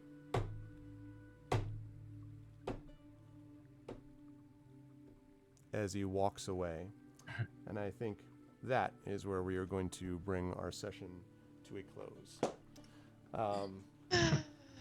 What a charming fella. Yeah, lovely, lovely. Well, listen, having half your body burned has a tendency to undercut your, Think about what happened to Two-Face. I mean, let's be clear here, right?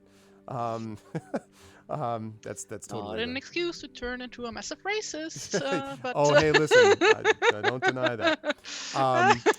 But this was a lot of fun, everybody. Of course, Amal was not with us, but she will be back with us next month. In the meantime, you should check out all of her books and her writings. She has a newsletter at Substack. She has an occasional Twitter presence. I think she's currently active in it at the moment. She's not on hiatus. She also does a lot of stuff with Blazeball and that sort of thing. So you should follow all of the things and all of the stuff. With Amal. Moving right up the line, of course, with us were the three remaining players, and we begin, of course, with Terry. Terry's good stuff. Actually, Inga got a lot of so-called on-screen time dealing with both Stubbins and others. I was cracking up at the idea of you just being like, "Here, take this bird," and Tani's reaction being like, "What now?" Like just this image of him having this bird. You're like, "But you liked this bird. You would this." It was pretty funny, and of course you got a chance Inga to do... also really wanted to see this bird in action, and the thought of getting a message from that bird. Yeah, it's so exciting. It's like when the kid first gets this the toy, yes. the toy walkie-talkie. I'm here. Are you there? Something. Yeah, they're like two inches away. Yeah, I can hear you. Yes. Can you hear me? So that was a lot of fun. How did you feel about today's session? Where would the lovely folks find you? Sad that Amal wasn't here today because went to a instrumental Music. store. I know. Yeah, it's like Yeah. Too bad. But Yep. yeah, no, this was. Oh my god, a lot of things happened today. Yeah, a lot of But yeah, info. the scene with Stubbs was my favorite too, and yeah, probably a wise decision that Inge did not come along to Saint Oscar, because she probably would have kicked his cane away. I sweep the leg. What? I sweep the leg. Oh. Disqualified. So yeah, this was a lot of fun. Where will people see me next? Yes. Here, usually. Other than that, Instagram, Twitter, Atari Tunes. When I can be bothered to post something there, which isn't too often, but sometimes I do. So do follow me there. Yeah. Sometimes. And you'll also see Terry here. Hopefully next month we hope to get I want to see this new illustration setup, with the camera and all that kind of good stuff. Yes. So hopefully next month we'll be able to do that. Plus you'll see Terry for this and for our big ARFCon, AIME ARFCon session. Yes. So that'll be happening next month. And Terry, always a pleasure. Good stuff today. Also good stuff as well from Brad, as always. Bolo had a chance actually for a couple things, beginning by, dealing with dwarves. And then later on having to deal with your contact with Brindle and kind of gather information together. And so then Bolo was doing a little bit more part of the group as opposed to going off on one's own for a change. Yeah. Not everybody split all the time. But it was fun to see kind of Bolo engaged in that action and sort of being like the, not subject directly of anyone being like, why are you here? Like there was no anti-halfling racism going on, within the course of things that we knew about. How did you feel about today's session? Where will the lovely folks find you next? Yeah, it was good. When I talk about writing, I teach writing in various seminars and courses and stuff. And one of the things I like to talk about with respect to mysteries is like the sort of the presentation of this the set of possibilities, for the solution, finding out who done it, and then the characters have to start pruning the possibilities, right? And that's what this was this week, sort of pruning things that the solution isn't, so that we can find out what the thing is, and it's still a satisfying part of the story because it shows you've done work towards that thing. So it's cool, like looking at all the different possible facets of the mystery and to try to find out. Yeah. So that you can find which one it is, So even though we didn't find it, it feels like we're getting closer because we know what it isn't at this point, at least partially. So yeah, it was fun, and it'll be that much more satisfying as we get to the heart of it. Yeah. So yeah, it was a good session.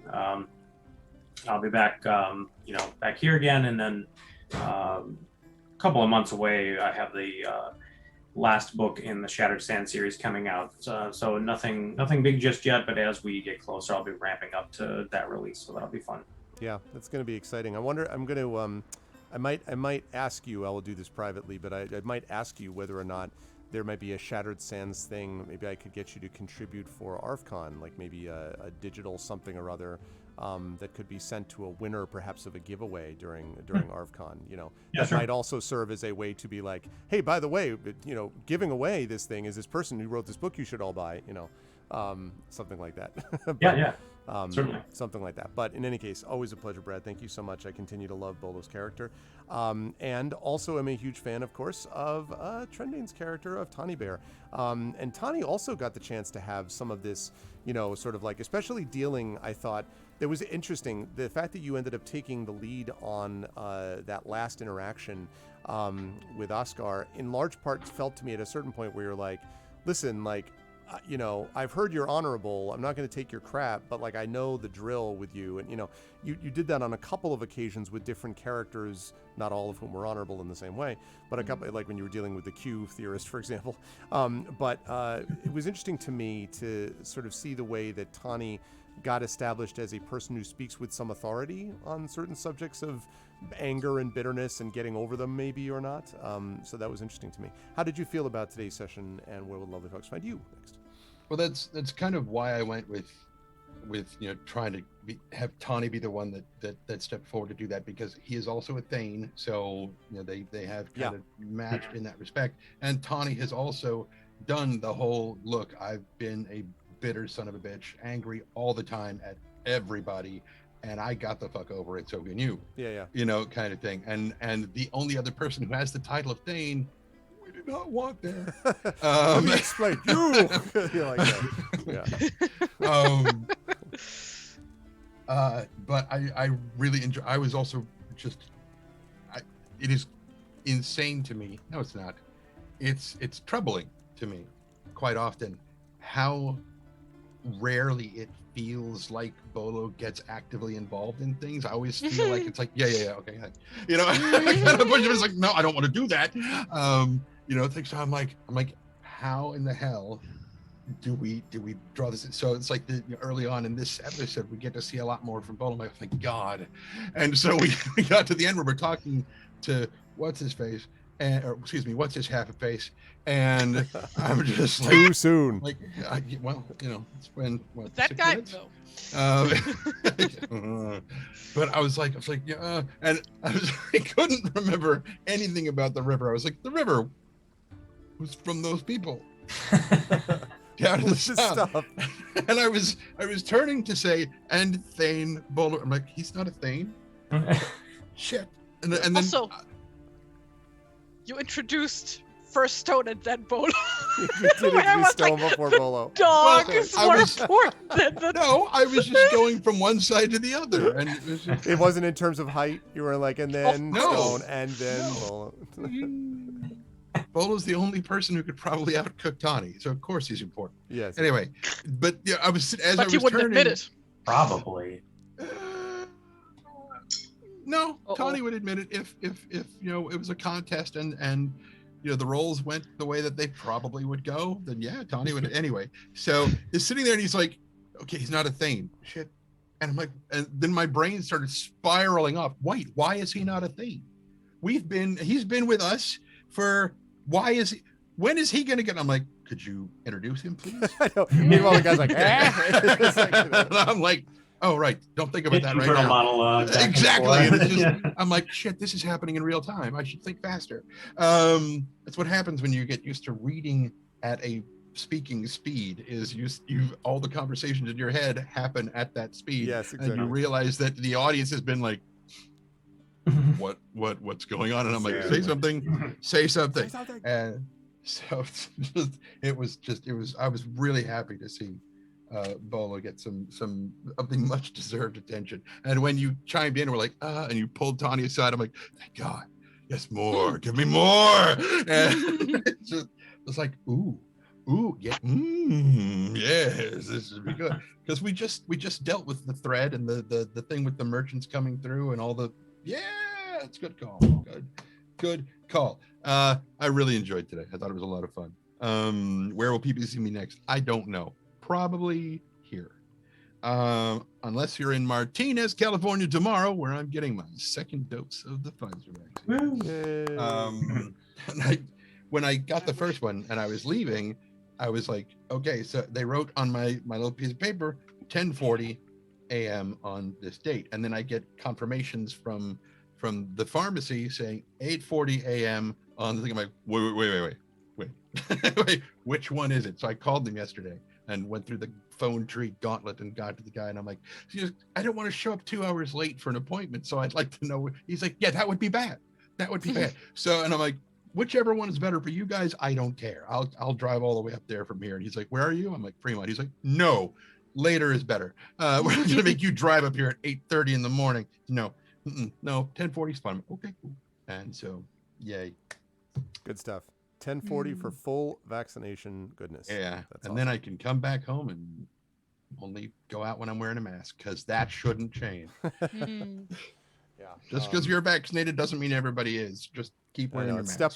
step one, but it's a big step in the Yeah. process of getting back to somewhat normal. So Mhm. always a pleasure to have Tren with us. You should also listen to Tren on all the things with the various narrations of Battletech and Shadowrun books, and soon to be perhaps a certain connected to this channel assassin book too. Maybe maybe something might get narrated. Maybe. Born Supremacy? Is that Yes, a book? exactly. If only Matt Damon will star in this, the movie version of this, I hope. Oh, well, then you don't need me. That'll be great. But anyway, the Trendane Sparks, of course, Brad Bollier, of course, Terry Tunes, and Amal and Atar.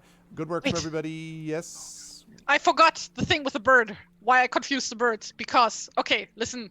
Like, there's this stupid song that we have where they sing about like a bunch of birds, and they list like a bunch of birds that are all thrushes, but they pretend like they're different birds. And but like it turns out that like the bird I was thinking of is like the common blackbird or Eurasian blackbird, which is a type of thrush. I didn't know that. I see. So now it's all clear, and it's the fault of the person who wrote the song. Okay, we got it. Yes, now it's clear. yes, absolutely. Either way, that thrush is, of course, now with Stubbis, who is heading on the Seldovan, looking at it going, why?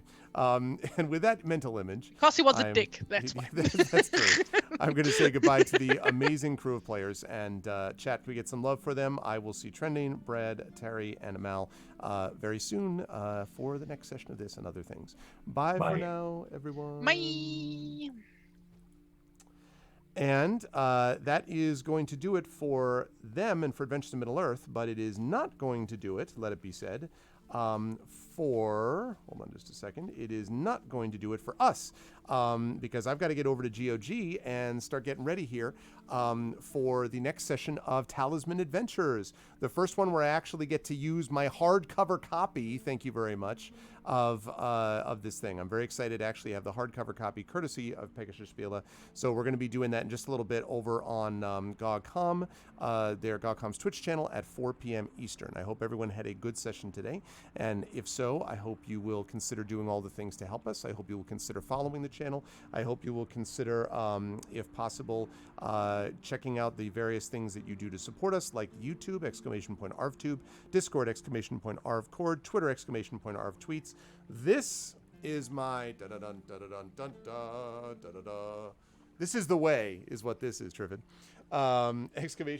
!ArvCord to hang out with the Arvanauts in between streams, and !ArvTweets, which is my Twitter, of course. And the website for that is arvaneleron.com. On the financial side, !ArvShop is my merchandise area where you can get Adventures in Middle-earth stuff and Infinity and Beyond stuff and others.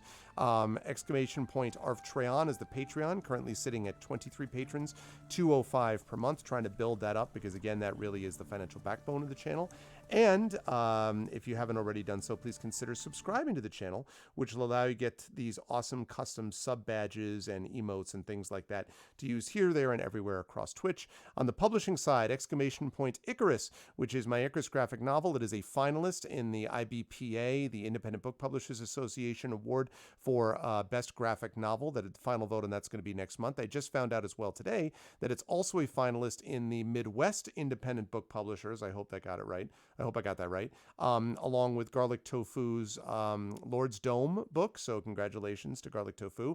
And congratulations to Athos and to me, I guess, for being a finalist.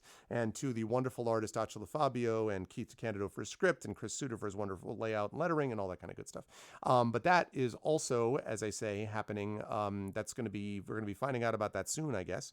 So that's very exciting. Yeah, I know, a 2-time finalist. It's exciting for that book. So Icarus, the right up there, right? That continues to pay some dividends for us. So that's really exciting.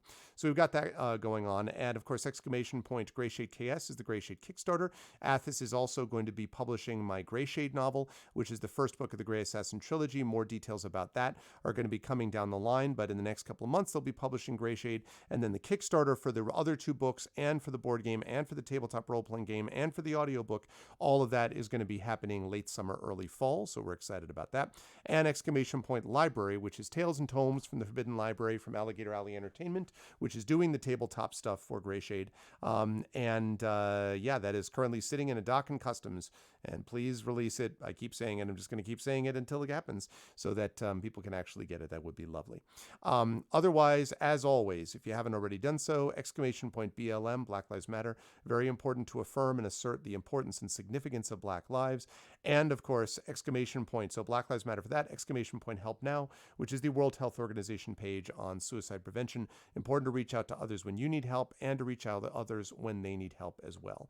I got to get on out of here because we've got in 15 minutes over at GOG Talisman Adventures, so no raid for today. We're going to head over there at 4 p.m. Eastern. I want to thank everyone who made this an awesome stream today. Thank you to my wonderful mods, Dragon Spear, Hillness, Triffity Metz, Terry Tunes. Thank you to my wonderful subscribers, Dragon Spear, Hillness, Triffity Metz. Thank you to Echo Alpha, to Arendt, Garlic Tofu, Live Suing, and Trendane. Thank you as well to my Patreon supporters in that group. Thank you so much to my wonderful players. Thank you to my wonderful players. I'll get to them. To my wonderful viewers, to Aether, Axeman, Black Fury, Brad, of course. Thank you to Karen, to Effect Life. Again, Effect Life doing the awesome work on ArvBot Plus.